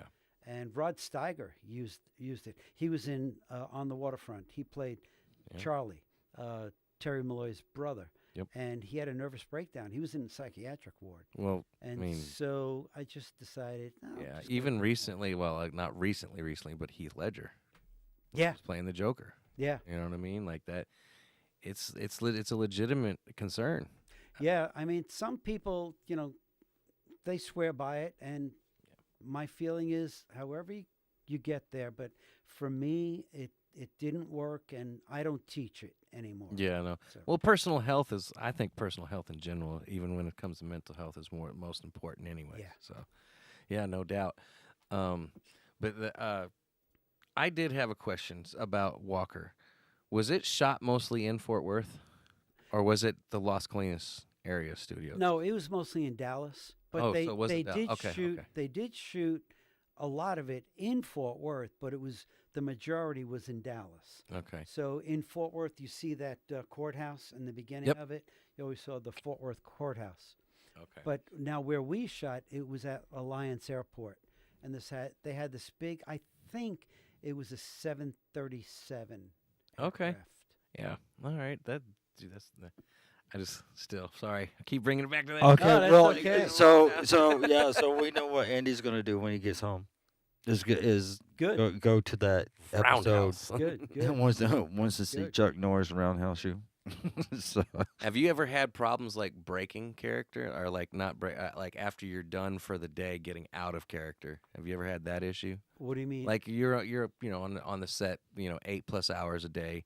You got to be that certain character, or do you ever have trouble when you go home separating the character from Dennis when he goes home? I used to when I was into the method Okay. thing, but so my favorite actor, I don't even know if you guys would know who he is, James Cagney. I know who he is. I know James Cagney. My all-time favorite actor, act, sing, dance, did it all. Yeah. So he said years and years ago, he was being interviewed, and they asked him, what's your favorite movie? He said, well, my favorite movie is Yankee Doodle Dandy. And he said, but you did so many gangster movies. What's your other favorite movie? He said, I never watched my movies. He said, I put in my 8 to 10 hours. Yeah. I went home. I'm no longer at work. Okay. And so I never forgot that. And I said, that's what I'm going to do. Do you ever watch your work? Yeah, I do. But when I leave the set, that's it. I leave it. Okay. And I just enjoy the memory of it. So I'll think of certain things that I really liked instead of trying to stay into character. I really don't do that anymore. Very cool. Because I want to enjoy every moment of life. And, when you leave a set and you're thinking about what you did or you could have done better, because that's that rabbit hole that you go down. If you start thinking about it, now you're thinking about, oh, but I could have done this better. I could have done that better. You end up being your toughest critic. Yeah. Yeah. And I've I been did there. that years ago. I did Yeah. an audition. I was thinking about it in the car. And this is what I literally did. I thought, and I had a speaking engagement in a prison, actually. and I thought, I have to think about interesting. what I'm going to say to these inmates. I can't be thinking about this. So I'm very visual. I rolled my window down, and I pointed to my head. I said, "You, out of here now." And then I rolled my window up, and I never did it ever again. Okay. Right. Yeah. Very cool. I like that. I like that. So bailout. Some Yes. self-discipline. Real quick, Okay, Paul, before we go sorry. to bailout, there we Go got ahead. audience. Brian's speaking up. He wants us to ask you about Godfather. So what do you want to know, Brian? He just said, ask Dennis about the Godfather. Okay, so The Godfather is, I don't know if it's my all-time favorite, but it's up there. It might be my all-time favorite film. The first one. The first and second one. Second. Okay. Yeah, They're long movies if anybody wants to check them out, but they are. Yeah, they're long. And, yeah. So, because Brian brought this up, Mhm. all I have to say is, Brian, first of all, I want to thank you for coming to my class, and I want to thank the 5 families it's pretty for letting you come to my class. But when I see you on Monday, I'm going to make an offer you can't refuse. Hope it doesn't involve any horses' heads. So, I really hope it doesn't. And another thing that Brian likes, you guys saw The Godfather? Yeah. Yeah. You saw it too? Yeah. Okay, remember I Fredo? saw it at a drive-in. Oh, nice. That's how far back I. Nice. I can't say the same. Well, Can't say the same. I one, saw- one of my favorite scenes is when Fredo, after he squeals out Michael, gives him up, Okay. and then Michael and Fredo are in the house, and Fredo was laying there on that Chase Lounge kind of a chair. Yes, I and- remember. I'm glad you're describing it because it's coming back. I've Well, I've then- only watched him maybe 3 times. And Michael says to him, I don't know why you did that. You're my brother. I take care of you. And he says, you take care of me? You're my younger brother. I'm smart, not dumb like everybody says. So my class loves when I do that. He's got some good impressions. Yeah, he does. He does. Did you see Analyze This with De Niro? Yeah. Yeah. Yeah. You. Listen to me. You're good. Listen. Hey, He's got it all down. look at me over here. You're good. Oh, it was You're Billy, very, very good. Billy Crystal was his therapist? That was De Niro, okay? That was no, the- no, I know who. Yes, Yeah, Billy Crystal, I'm just yeah. making sure. Like, dude, Yeah. man, it's pretty solid. No. All I got is also like Kermit the Frog and some Russian guy. yeah. Like, that's the best I can. Goodfellas. I like Goodfellas. Goodfellas, I think, is Well, that's almost one of the best. Just according to gangster Michael movies. Franchise, who was in the mob. Yeah. He said Goodfellas is the best Yeah. when it comes to being the closest to. To the actual story. Yeah. yeah. He That said was. they did it. I mean, A Godfather's great. Scarface is great. But when I watched Goodfellas, I mean, because it was more as I was getting older, as far as a teenager. Yeah. When I watched Goodfellas, I was like, man, mobsters are fucking awesome. Yeah. That was for me. That was like, man, it was a different time. Like when he walked across the street and bashed that fool over the face, Ray messing Liotta? with his lady, messing with his lady, Yeah. man. I was like, man, May he rest in peace. Yeah. I was like, Yeah. That was a shock, by the way. Oh yeah. It with was. Leota Yeah. and everything. And I don't mean to change the movies or anything, but I would hate for everybody to remember that Leota's last movie was Cocaine Bear. Oh. dude, I know it wasn't great, but it was made satirically. Like anybody thought it Well, was of really course, going to be of a course. great movie. Of course. I mean, I bet he got a sweet fucking paycheck. well, he probably did. I'm sure he He didn't did. go on there for but like that's 50 but bucks. that's my thing is that I was a Ray Liotta fan. All right. So because he had to say that, here's what I'm going to say. Shut up and go home and get your shoe shine box. Yeah, Yeah. it's just shine box. It's a nickel. Fucking shine. Man, yeah, dude, that movie. That movie Well, tripped you know, me out. all these mob movies helped me to write Bailout, my TV show. Yeah. And I checked. Yeah, out let's some go to shorts. Bailout. Yeah. okay, Yeah, well, well, let's let's go ahead and shift gears to that for sure, because I checked out some shorts and I like even the humor in this shit. Oh, good. Oh good. yeah, Thank you. Thank you. I mean, I've seen it before, or I didn't see Lorenzo Lamas one until you sent it to me, but Okay. I saw the others with Yeah, with the older Burton. ones. With Burton and, Yeah, and Terry Kiser. yeah, Who was and in Terry. Weekend at Yeah. Okay, Bernie's. what was it that Lorenzo used to be in? He used to ride a motorcycle. Yeah. It was another one of my mom's Wasn't he- favorites. Wasn't Lorenzo? Falcon Crest was That's his it. first. Yeah, Falcon Crest was it back in the '80s. Wasn't he? No, he wasn't. He was with- in a movie. He was in No, a series in something the else 90s. was. Yeah, he was in. He rode around on a motorcycle with a tank top and his Yeah. long hair. He was like, Oh damn. and I'm not gonna remember what it is. I'm gonna. Hey, you know what? You'll remember after the show though. Well, somebody's going to tell us. Yeah. Yeah. But he Like, was Google also that. in Whoa. Greece. He was in Greece. Right. Really? Yeah, Yeah. he was. I didn't he know was, that. He I had was. no yeah, idea. That's right. Yeah. Holy You- shit. Yep. You're right. Yeah. That's the first. Like I tell my students, I'm always right. I get paid to be. Fair enough. Okay. I mean, Well, hey, you know what? The girlfriend tells me the same thing, so it's okay. like tells. Really? Yeah, Misty tells me that. Yeah, Hey, I'm there always was only right. one time Okay. I was wrong, and that's when I thought I was wrong. All right. Unless you're Yeah. married, then you know. You're like, yeah, Yeah, yeah, yeah, She's right. Shit. yeah. But Oh, Anthony said it was Renegade. That's right. Renegade. You're right, oh, Anthony. Remember that? Anthony. Hey, you Anthony. remembered. Anthony, you're right. Hey, Anthony. Hey. Hey, Anthony. Yeah. Joey. Yes, I like it, man. This is awesome, man. So Yeah. So bailout, so bailout. and I think Buddy Clinton is somewhere. It's not. Is it okay if I read what Sure. what he wrote to me? Yeah, go ahead. Absolutely. Go ahead. Go ahead. Because Now, real quick, are you writing and producing this, or writing, producing, And direct. directing, and starring? and starring it. Award-winning actor. If you didn't catch it at the Bam! beginning, 33 times. 33 times. yeah, no, 39. Oh, Remember, God, he I'm recounted sorry. it. I'm sorry, Dennis. Don't worry, 39. Patrick. I got your back, bro. Buddy even said renegade.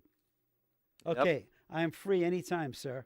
So let me get to bailout because I want to get to who's in it now. Okay. So in 2007, I started writing bailout. So I went on an audition, and the casting director said this particular role is like a Judd Hirsch type.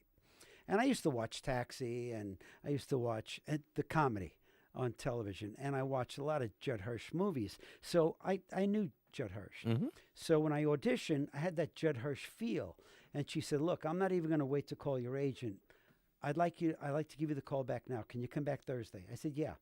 So I went back Thursday, and she couldn't make it, so she sent her very young assistant. And I walked in, and he went through the whole thing. This is a Judd Hirsch, How kind of- young? How young was he? 21. Okay, so very young comparatively speaking. Fair Yeah, enough, yeah. And so when he said it's a Judd Hirsch kind of feel, I thought I wanted to say this. I didn't say it to him. I know it's a Judd Hirsch feel. That's why I got the call back. Hello. So I'm confident. he said, "All right, action." So I do it, and he said, "Okay, do you mind doing it again?" I said, "No, not at all. What do you want me to do?" He said, "Well, it's more like a Judd Hirsch type." I said, "Yeah, that's what I thought." Yeah. He said, "Well, but Judd Hirsch was effeminate." Now I'm thinking, he doesn't even know who Judd Hirsch is. Yeah, Judd Hirsch was never effeminate. He was a smart guy, Yeah. and on Taxi he played the smart guy. Yeah. So a lot of his, yeah, but not. no, well, see, I remember Taxi too. some, yeah, Like I've seen Taxi. It My just dad- shows my age here. my You pops know? watched it, and I watched it with my dad. So like that's why I'm kind of like, I mean, no, he wasn't. But some people think smart is effeminate. I guess that's the only thing I got out of it. fair enough. Yeah. So Yes. I didn't play it with a gay feel, but I played it a little more effeminate. Yep. And when I walked out, I could have kicked myself, and I said, "That's it. I never want to do this again. I don't want to put my life and career in somebody else's hands who don't know what they're doing." Right. I went home and I just started writing, and I was writing Bailout. And So the kid was telling you to do a Judd Hirsch feel. Yeah, a with the 21-year-old kid, right? effeminate, yes. So, like Yes. So his only experience is his mind frame currently going back to watch. Like he didn't grow up watching that like I There do. you go. Like I would Right. be able to right. be like, yeah, no, effeminate doesn't really describe No. Judd Hirsch for me. I get it. I understand the angle of it, but coming from seeing that as a youngin, I don't. If you say Judd Hirsch, I'm not gonna be like effeminate. Yeah, Like, Right. I never even when I was watching Taxi, he was a smart guy, but I never thought effeminate or anything like that. Yeah, no. So, but that motivated me to start writing my own ticket, and that's what I said. That's what I'm going to do. So I started writing it. 2009, we filmed just the trailer, and it was a long trailer. It was like 4.5 minutes, and then I put it in a film festival, and I don't remember if we won anything, but we got good accolades. And I was watching everybody else's films, and I thought, wow, my 5 minutes better than this. Then I started writing longer. More and more and more. Yeah. Yeah. Yeah. So now we have the second one coming out. It's called, well, we have two more coming out. So one is called Where's Lou Diamond Phillips? I saw the Yeah. and what was the first one called? The first one was I Am Lorenzo Lamas. Well, yes, okay, Yeah. yes, and then Yeah. and the next one, okay. The next one is Where's Lou Diamond Phillips? And on this one coming out, the third one is Lou Diamond Phillips is missing. I have this guy, Buddy Clinton, who's I met him. It's strange how I met him. I teach ballroom dancing, Yeah. so I went to the studio to pay my rent, and the owner is a tap teacher. Yep. And so she had her students there, and I just got to talking to this lady, and she was telling me that her back is hurting, and I told her about my massage therapist, and she said, yeah, if my son was here, he'd help me. I said, is that what he does? She said, no, he's an MMA fighter. And I said, MMA fighter? Okay, this is kind of a weird, okay. Yeah. Yeah. Yeah. And Yeah. usually when people talk about their kids, it's usually he's into karate. And I said, MMA fighter? No, yeah. So I said to her, what do you mean MMA fighter? She said, well, that's what he does. He does BJJ. And I said, wait a minute. You said BJJ. That's Brazilian Jiu-Jitsu. Yep. She said, yeah. And I said, has he ever done the UFC? And I knew she was going to say no. She said, many times. I said, wait, what is your son's name? She told me, Buddy Clinton. And I looked him up. Wow. And I thought, this guy's the real deal. Yep. Yeah. So I said, does he study here in Fort Worth? And she said, oh, no, he studies with a Brazilian guy. I said, who? And she said, Hoyce Gracie. Yeah. Now, his name Hoyce is, Gracie. it's spelled Royce, but it's Spanish. It's Yep. Brazilian, so it's Hoyce. Oh, I've heard Yeah. tons of people call him Royce. Yeah, Yes, yeah. I know. So she said It's it Americans. the right way. God, no. And I said, here's my card. Uh-huh. Tell your son to call me. So it took him a while, about a week. So he called me, and we met for lunch downtown. And so we're talking, and I looked him up, by the way. I saw his fights. And Buddy, real nice guy. Right. And you'd never know. That's who you talked to earlier, right? That's who I talked to. Oh yeah, I Yeah. mean, totally nice. Yeah, Clinton. Totally. Yeah. Like, when he called him, like totally, like absolutely. What you need, brother? I'm teaching class, but I got you. Like, 100% awesome. Yeah. Okay, so he just said, Hoyce Gracie, first black belt. So the Gracie family, they're legends. Yeah. Yeah. Gracie is in the Hall of Fame. Oh, absolutely. Yeah. Right. Yeah, I know. So I let- know who this man is. He's a bad motherfucker. I meet him for lunch, right? And as I'm talking about bailout, he's getting excited. So he said, hold on one second. And he makes this phone call, and he says, yeah, Hoyce, I'm here with Dennis ONeill, the producer and director of Bailout. Yeah, he wants you in it. He wants us in it. And he's talking, and he's writing. Anyway, so I'm thinking to myself, I am this close to Hoyce Gracie because I'm a huge MMA. Yeah, no, Man. I'm much respect, much respect right now. Like, everybody. absolutely. Well, I mean, anybody that comes into his house, is a big fan of MMA. Legitimately much respect okay. in this Yeah. household. Trust me. Good, Yeah. good. Absolutely. Well, we're on the same page. So you'll have to come to one of the parties sometime Oh, I'd love to. because I mean, I told him. Oh, this, wait. Like this is part. This This is Devin's 60 house. miles. I've already if said this for is, a while. hey, man. you know what? If Devin's listening, hey Devin, we're gonna have an MMA party. Dennis, go come over Hey here. Devin, that means we need to fucking clean the pool. We need to get that thing summer ready. Hey, Devin, we might be able to call Hoist Gracie also. Yeah, That'd how be about nuts. that? That'd be fucking crazy. So as I'm talking to him, he's calling Hoist, and he went through this whole thing about the show. And then he said to me, can you send me and Hoist some footage? So I did. Yeah.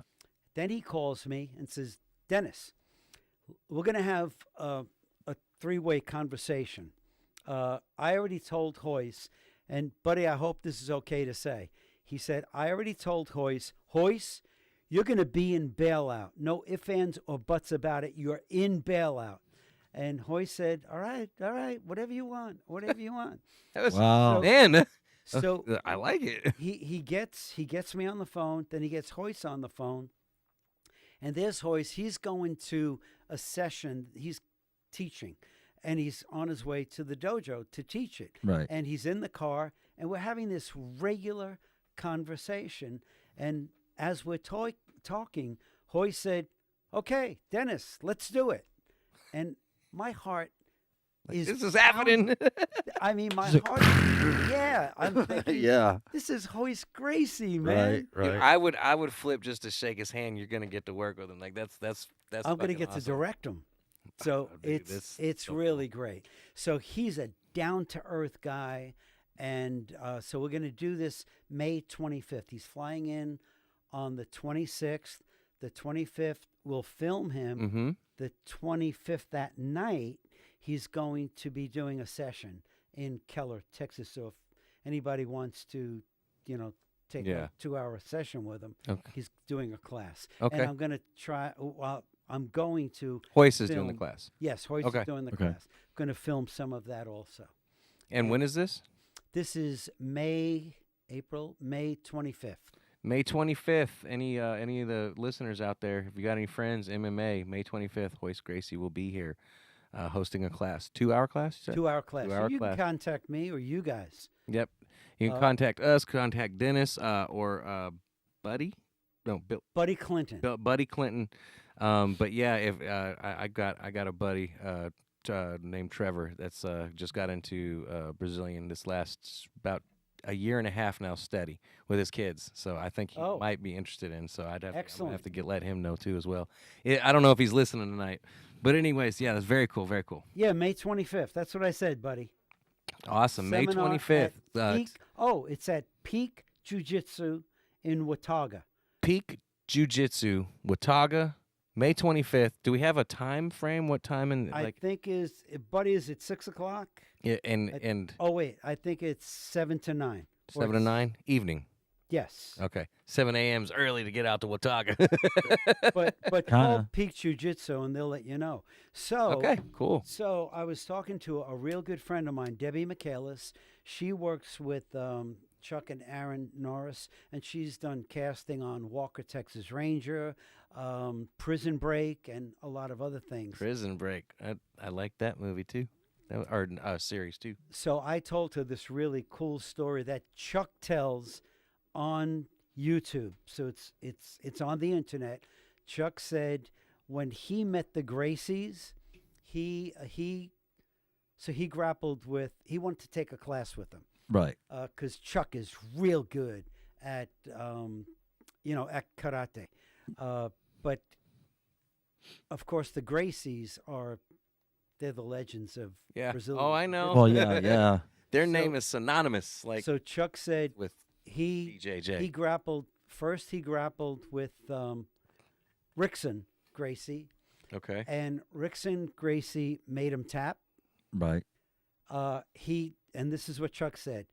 He grappled with the father, the old guy, the father, and when they were grappling, the father said, "Chuck, punch me." And Chuck said, "Oh," and Chuck is a very nice guy, and I mean he's so so laid back. He's really a great guy. I worked with him, and he's just such a nice guy. And he said, no, Mr. Gracie, I can't punch you. He said, no, Chuck, punch me. He said, no, I really can't punch you. He I said, want Chuck to punch me. Chuck, when you hear that, though, punch me. please punch me. So Chuck said, all I remember is throwing the punch, and I remember waking up on my back looking up. And Mr. Gracie choked him out. Wow. And so Chuck said, According to the jokes, that never happened. Yeah, right, Just- right. but Chuck said, I left there feeling like I was an amateur. That might Wow. not be verbatim, but that's yeah, no, basically okay, what he said. absolutely. That And- that family like lives and breathes and bleeds Right. Yeah. Brazilian Yeah. jiu-jitsu. So, Like absolutely. And Buddy, hold on, it's pronounced Hickson. Oh, what did I say? Oh, Hickson. Okay. Oh, I said Rickson. Okay. Hickson. Thank you. Yeah, it's 6-8. Okay, cool. So Clinton's listening right now. Yeah, Buddy Clinton is Yeah. listening. Now- and, Hello, Clinton, or buddy. and Buddy's going to be in it also. Oh, Any is it? relation to old So Billy? let me tell you something. I said that. Let me tell you Yeah, something really yeah. quick about Buddy. So Buddy, really good fighter, and he's Right. won championships. But he came back about a year ago at the age of, he's going to correct me, but at the age of 45, Right. Damn. he Mm. came out of retirement, Shit. fought a younger. Coming back and I- beat the youngins' asses. Hey, you know what? I- That's what needs to happen. Gotta teach them lessons. Well, Yeah. he I won. understand.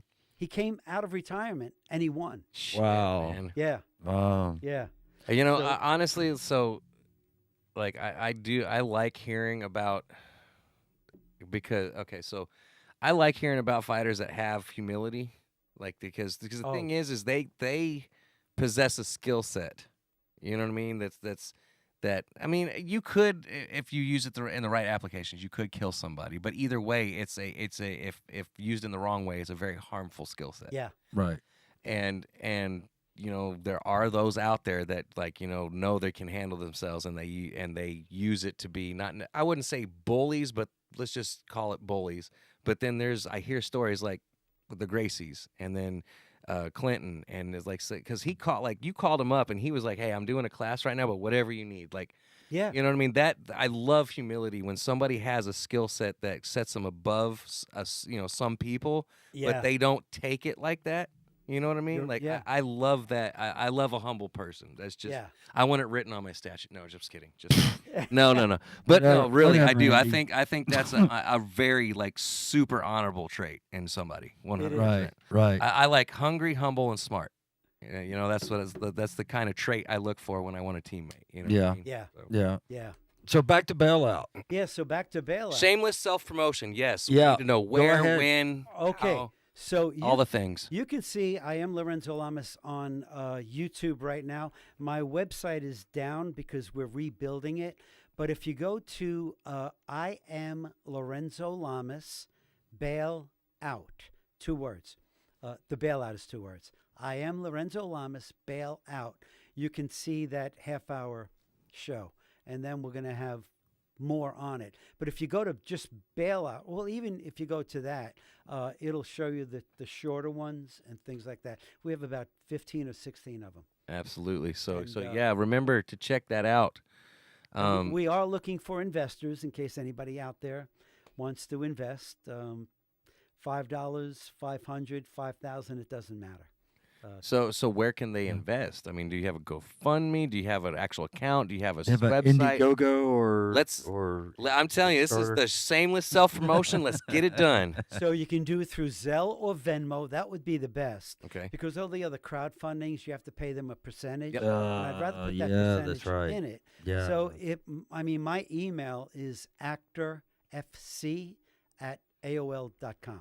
Yes, it's AOL. Shut up. Okay. I was about to say something about I And- have a and- Gmail. Anybody that wants to check his credentials, you can look him up. You can literally Google, and his IMDb comes right up. You don't have to worry about So whether what- he's legit. He is legit. His resume, like I said, is Yeah, is and whoever studies awesome. acting with me, if anybody out there wants to study, you're welcome to. But I always tell people in the beginning, look, before you take my class, look me up.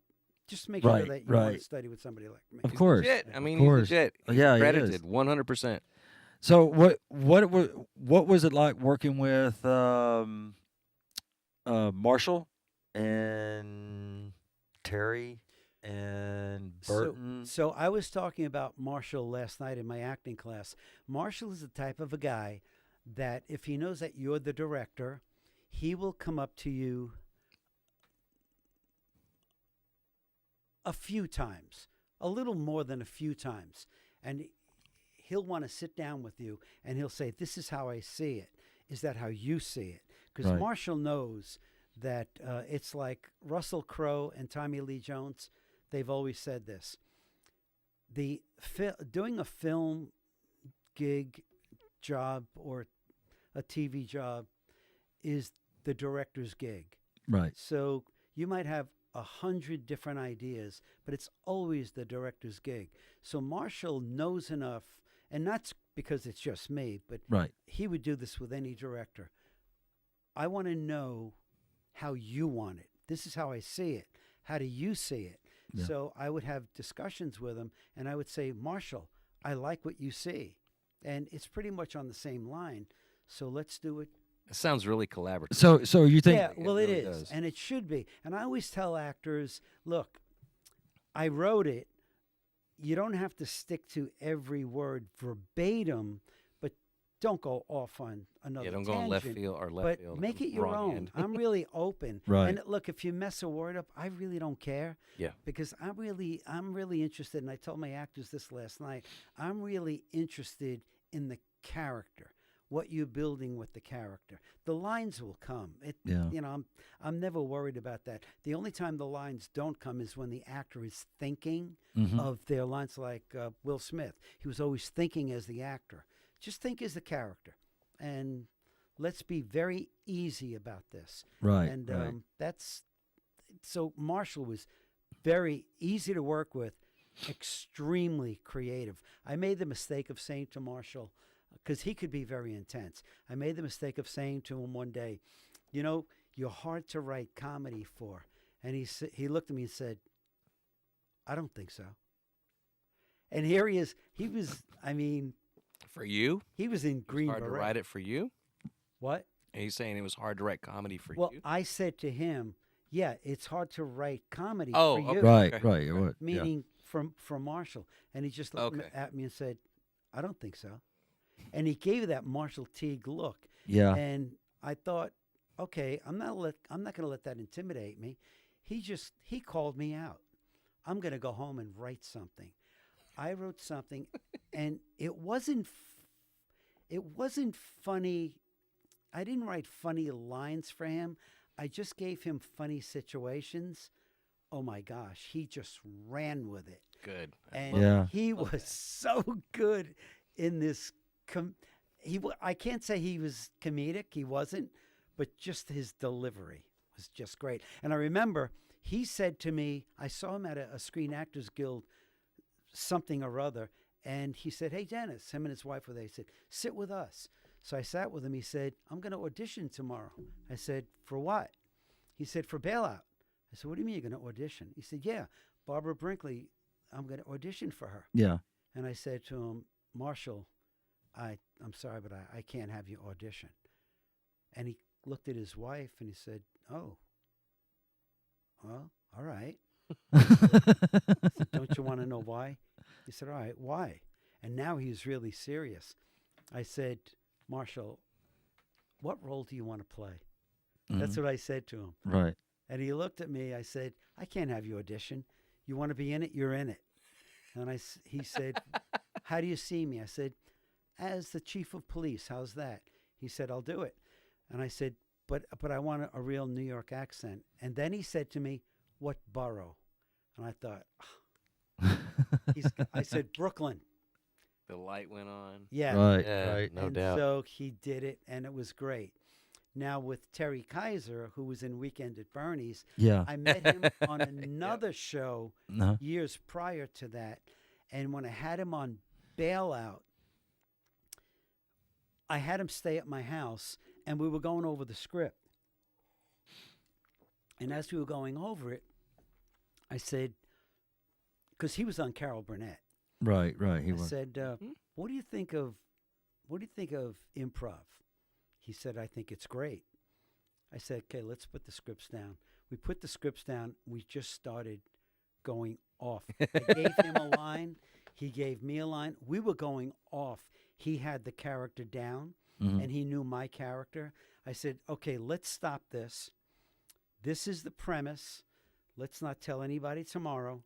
Let's just get Go there. with it. Right. And I said to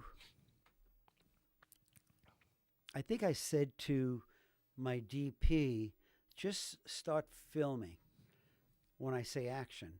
And Terry said to me, what do you want to do? Do you have any words? I said, cigarettes. He said, all right. Camera's rolling, and we're sitting there, and we were looking. We knew what we were doing. We were looking at this mobster coming out of a hotel, and we were going to bust him. Okay. And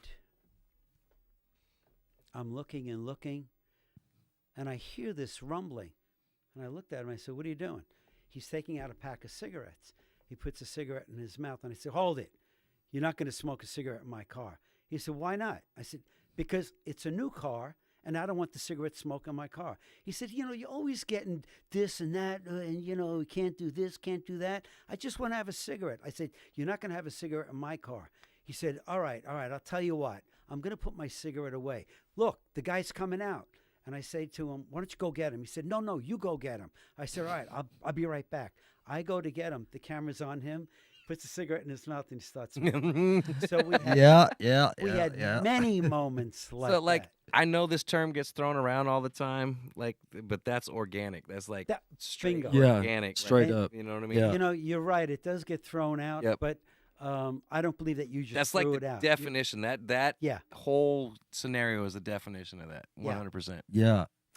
So now I have a whole cast of people like Brian Hardy, who wrote just before, Yeah. Rich Raymond, Jim Blumetti, Nellie Sciutto. Oh my gosh, I shouldn't have started naming names. Andrea Cohen. If you're out there, say hello. Yeah. Tell your friends Yeah. about us. Yeah, really. But the cast and crew, and Sean Peter Cunningham is the DP, and he gets me. He really does. Yeah. I could tell him something extremely silly. I mean, it really is silly that you guys would say, no, you can't. You're not going to put that in there. But as soon as I mention it to Sean, he'll come out with something sillier, and I'll think, okay, Yes. that's it. We This is have to put great. this Hell in. yeah. I knew I made And the right so, decision. That's awesome. I'm the writer, but I get a lot of ideas from my cast and crew, and they're just great about it. See, Yeah.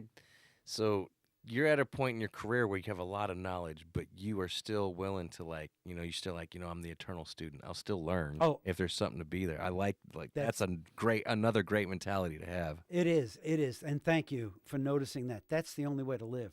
And So true. So Yeah. true. Yeah.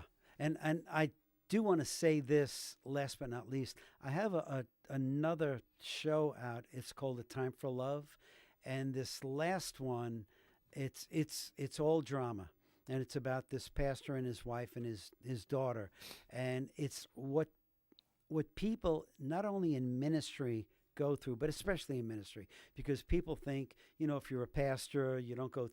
You live a life of ease. Like you're not human like the rest of us. Exactly. Yeah. So I'm the writer on it and the director, and I write about, like, I wrote one episode where my wife is going through depression, and that whole thing is about depression. Another is about losing my daughter in a car crash, and another is about forgiveness. Yeah. We have to forgive the guy that killed our daughter. He was a drunk driver.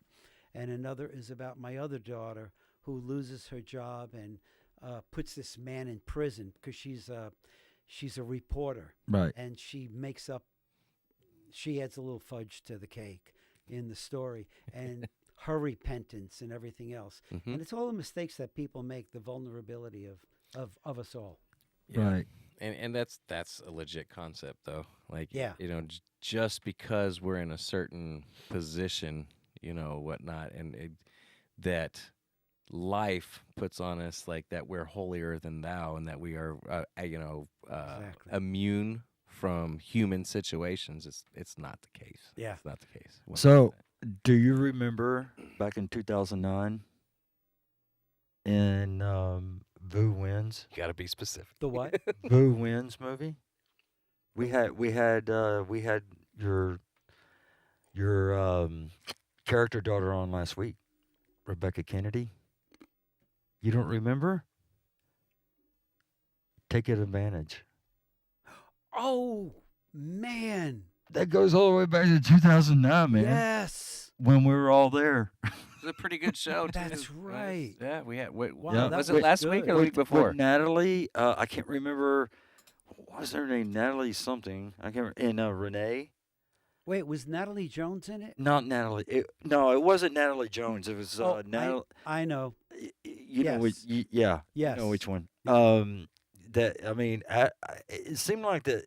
You know, after that, she kind of just disappeared a little bit. She moved to Austin and just Oh, okay. you know off the face of the earth. And so anyway, we Rebecca. I think Rebecca talked a little bit about it last week. Hey, we're going to have Wow. Dennis O'Neill on next week. Oh yeah, he was my dad. You know, Yes, so oh my gosh, man. it go that. So actually, that's kind of how far back that we go is 2008, 2009. So you were in it also? No, I was on the crew. Oh, I was okay. AD. Yeah, So that's when we first met. yeah, that's when we first met. And then the second time we met, we hung out. Yeah, we hung out at Lake Lake Charles. Yeah, film festival. Yeah. Yeah, and everything. Lake and- Charles, Wow. Louisiana. Yeah, we yeah. So I mean, that's when, like I said, that's when we first met was on Vu's stuff. I don't think he's doing anything anymore. And then yeah, me and or Rebecca and I, we talked about it a little bit last week and everything. So Wow, that's great. yeah, Yeah, I would have to have her on Bailout. I really like her, and I She's like, great. I like her She really work. Yeah, is. she is very sweet, sweet lady. She spent what, an hour and a half with us? yeah. Yeah. Rebecca, you listening? So Yeah, yeah. Rebecca. If you are, give us a holler. We got to get you back on the show again. We should get y'all both on the show. That'd be a crazy reunion Oh, episode. and Hell yeah, that'd be good. yeah, it would. Oh, that would be good. Just try to get Rebecca into town because she did say that she would come in the studio if she was in town. Hey, Rebecca, I'm 60 miles away. If you're on it, I'll come back up here. and she'll be 35. So, you know, because of where she'll be staying, you know, and everything. So, Yeah. but anyway, but yeah, it was kind of a long Take Advantage was kind of a long drawn out thing for me, you know what I'm saying? Yeah. But, you know, so yeah, that I mean, like I said, that's actually how far back Wow. we go is 2008, Amazing. 9. Yeah. Man, So, and I started writing over 10 years. Bailout. Oh, that's over 10 years. Over dude. 10 Yeah, years, yeah. And I started writing Bailout in 2007. Right. And so now we have an agent who is trying to get us investors and trying to get us a streaming Right. network. Mm-hmm. And there's just a lot going on. So, you know, every time I think, you know, am I doing the right thing? I get people like Hoist Gracie, Mhm. you know, that's going to be on it. And I'm thinking, even if I was thinking of giving it up, which I wasn't, but I always just want to know, am I on the right track? Am I doing the right thing? Yeah. Then I'll get somebody like him, or, you know, I got Marshall Teague, I got Lorenzo Lamas, and these are Right. all by Yep. just happenstance. You know, I worked with Lorenzo Lamas on this movie, and he said, I'd love to work with you again. Then I told him about Bailout, and I said, go to bailouttv.com. And he said, can I call you? I said, yeah. Then we talked about it and had him out a couple of weeks later. Yep. So, Hey, and honestly, like I in those moments, you gotta push through. I'm like, is this worth it? Is this like, should I keep pushing? And then yeah. and then you push through that barrier, and then Right. look what happens. You know what I mean? You have those people. So it's really it's similar, parallel. You've been in the industry a lot longer, and you have much more, like I said, experience and accolades. But like, we've been at this for a little bit. But the thing is, in the beginning, it was very much, you know, local events, news, etc., and has branched into things involving the audience too as well, and then having some audience members come be guests, etc.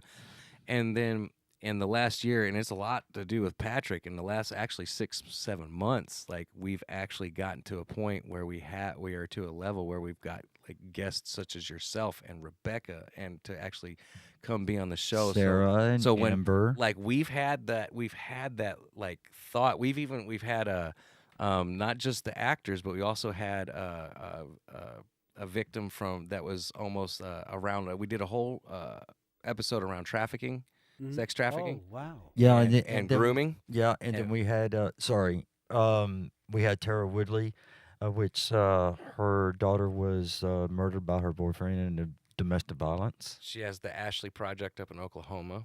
Ashley Patience Project. Wow. Yep. Yeah. Wow. And then following that, we had I'm gonna butcher his name, Giulio Ferrari. Yeah, I think so. He's actually a cult survivor. And so this last 6 months, like as you say, like you think you get like, well, why am I still doing this? Should I still be doing this? And then those you Those break things- through that yeah. barrier. Yeah, and next and thing you the know, thing something Yeah. keeps popping up. And I love popping that. Up. Like, yeah. I love that. Yeah. So it's like, you know, Like you need to put those sunglasses back on because of the future. yeah, you're right. 'Cause You're it's- right. because Hey, it's bright, buddy. Yeah. Hey, uh-huh. I'm a big deal. You know, Yeah. I mean, yeah, it's I completely like see that side of things 100%, and don't ever stop. Like I Oh, know I Yeah. don't need to tell you as long as your resume No, is, but but thank you. absolutely. I've thoroughly enjoyed the evening. I can't tell you how much I appreciate you coming out. Well, Like, me too. You know, when I 100%. saw it, I mean, Patrick and I talked about it, but I hadn't seen it. So I forgot who you had on. It was a female. And Amber. yes, it was Amber. Yeah, Amber. That she And was I wrote in. Yeah, and she was in Corsicana. Yeah, and, Yeah, and I'm Isaiah. I'm watching this and I'm thinking, I know they're far away, but I've got to be there. It looks like so much fun. And this is great. I'm glad you told me everybody that you had on. Yeah. Because that really means a lot. So I don't want to do anything frivolous, and I don't want to do something where, you know, it's just I'll get my face shown, but they're not just really doing not it doing to anything. do it or Yeah. whatnot. Right. Yeah, no. Right. It's like next week we're having a techno house music. I think. Oh, I'm gonna be all Med- about that one. You Meds. know me. His name I'm is hold on. His name is Meds. I call him DJ Meds, but Oh, he okay. kind of gets pissed off at. Meds. Yeah, he kind of. I'm not. I can't tell you. I'll tell you his last name after the show, but you know, and we used to work together out there at Love Field Oh, okay. at a company, and you know, so you know, he's been in festivals. He's been down to Miami. He's Fort Worth, Dallas, everywhere, and he started it back in September of last year. September of last year, and he's slowly just getting bigger, just bigger and bigger, and he's going down to Belize to be in another festival. And Wow. so, Man. You yeah, look so like a he'll king be on down this, there. yeah, he'll be on this. Do you know Chuck Huber? Yeah, why do I know that name?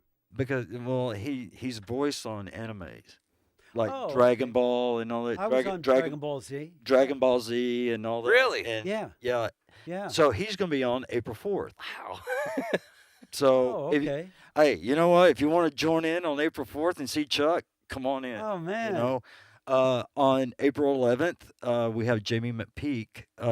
She'll be remotely coming in from St. Petersburg, Florida. Okay, that I saw. I read that. Yeah, she'll be coming in remotely from St. Pete, and she's an actress. She's an actress. She's what did I put on there?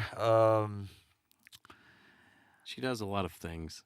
Animal activist, mental health advocate, and she also has something that she's been working on called Flip of a Coin.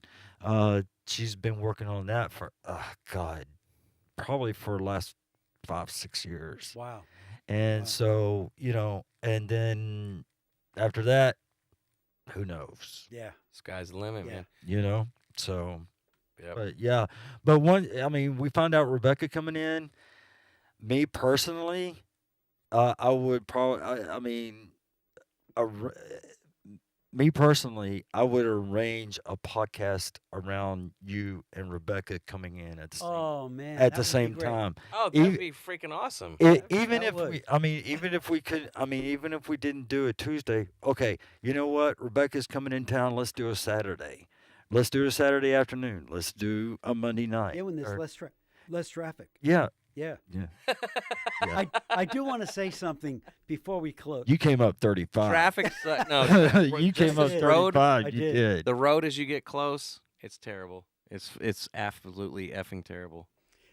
Do you guys ever watch The Lone Ranger on YouTube or any of the channels? I used to watch Lone Ranger with my pops back in the day. Yeah, back in the day. Yeah. So I love those.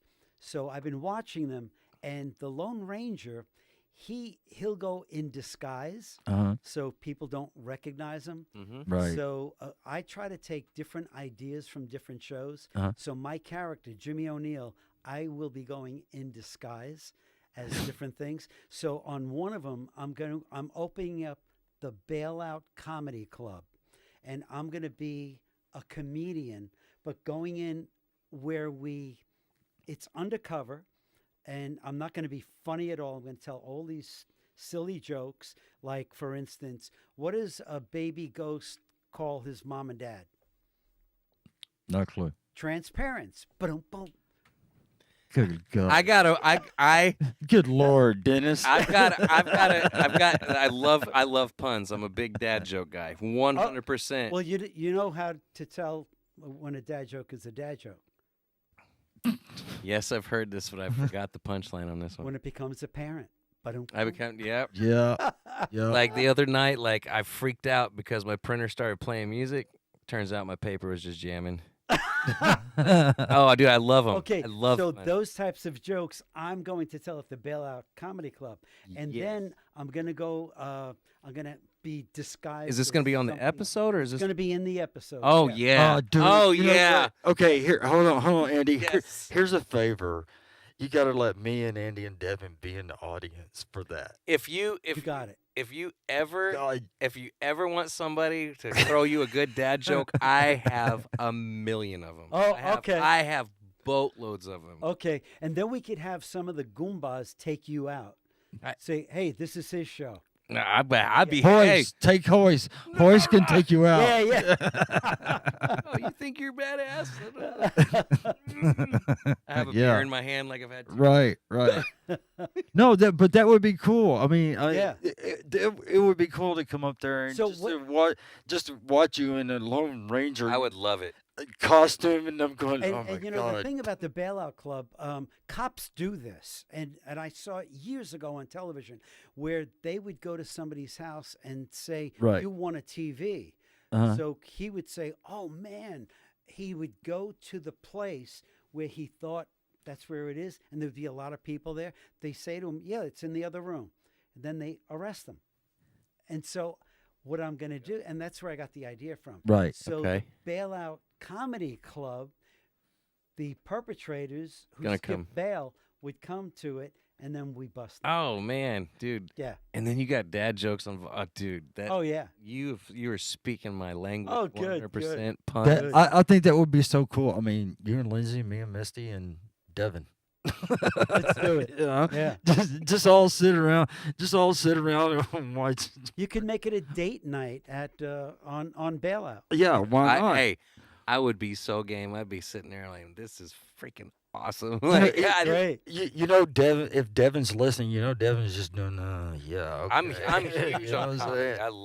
I love comedy and I love cheesy comedy. Oh, like, good. It's just as bad as like dirty comedy. I love cheesy comedy. Well, the cool thing is I never get funny in my show. I make everybody else be funny around me. Okay. And I'm always looking into the And you- audience. yeah, you can see that in Lorenzo's. Yeah, so if he says something stupid, you know, I would just look at him and then look at the audience as if to say, Right. this is what I have to deal with. Yeah. And the audience is they get it. Right. Yeah. Yep. And the guys that play the Goombas, man, and I have Rich Raymond and Brian Hardy, who they're a team. I made them a team. I try to make little teams. Right. I have these two Indian guys from India, ONeill and Rakesh. I hope I said it right. They are so good. And Colson. Oh shoot, I shouldn't have started mentioning It's names. like, shit, I gotta get that name down. Yeah. Yep. Well, do you have anything else you want to add?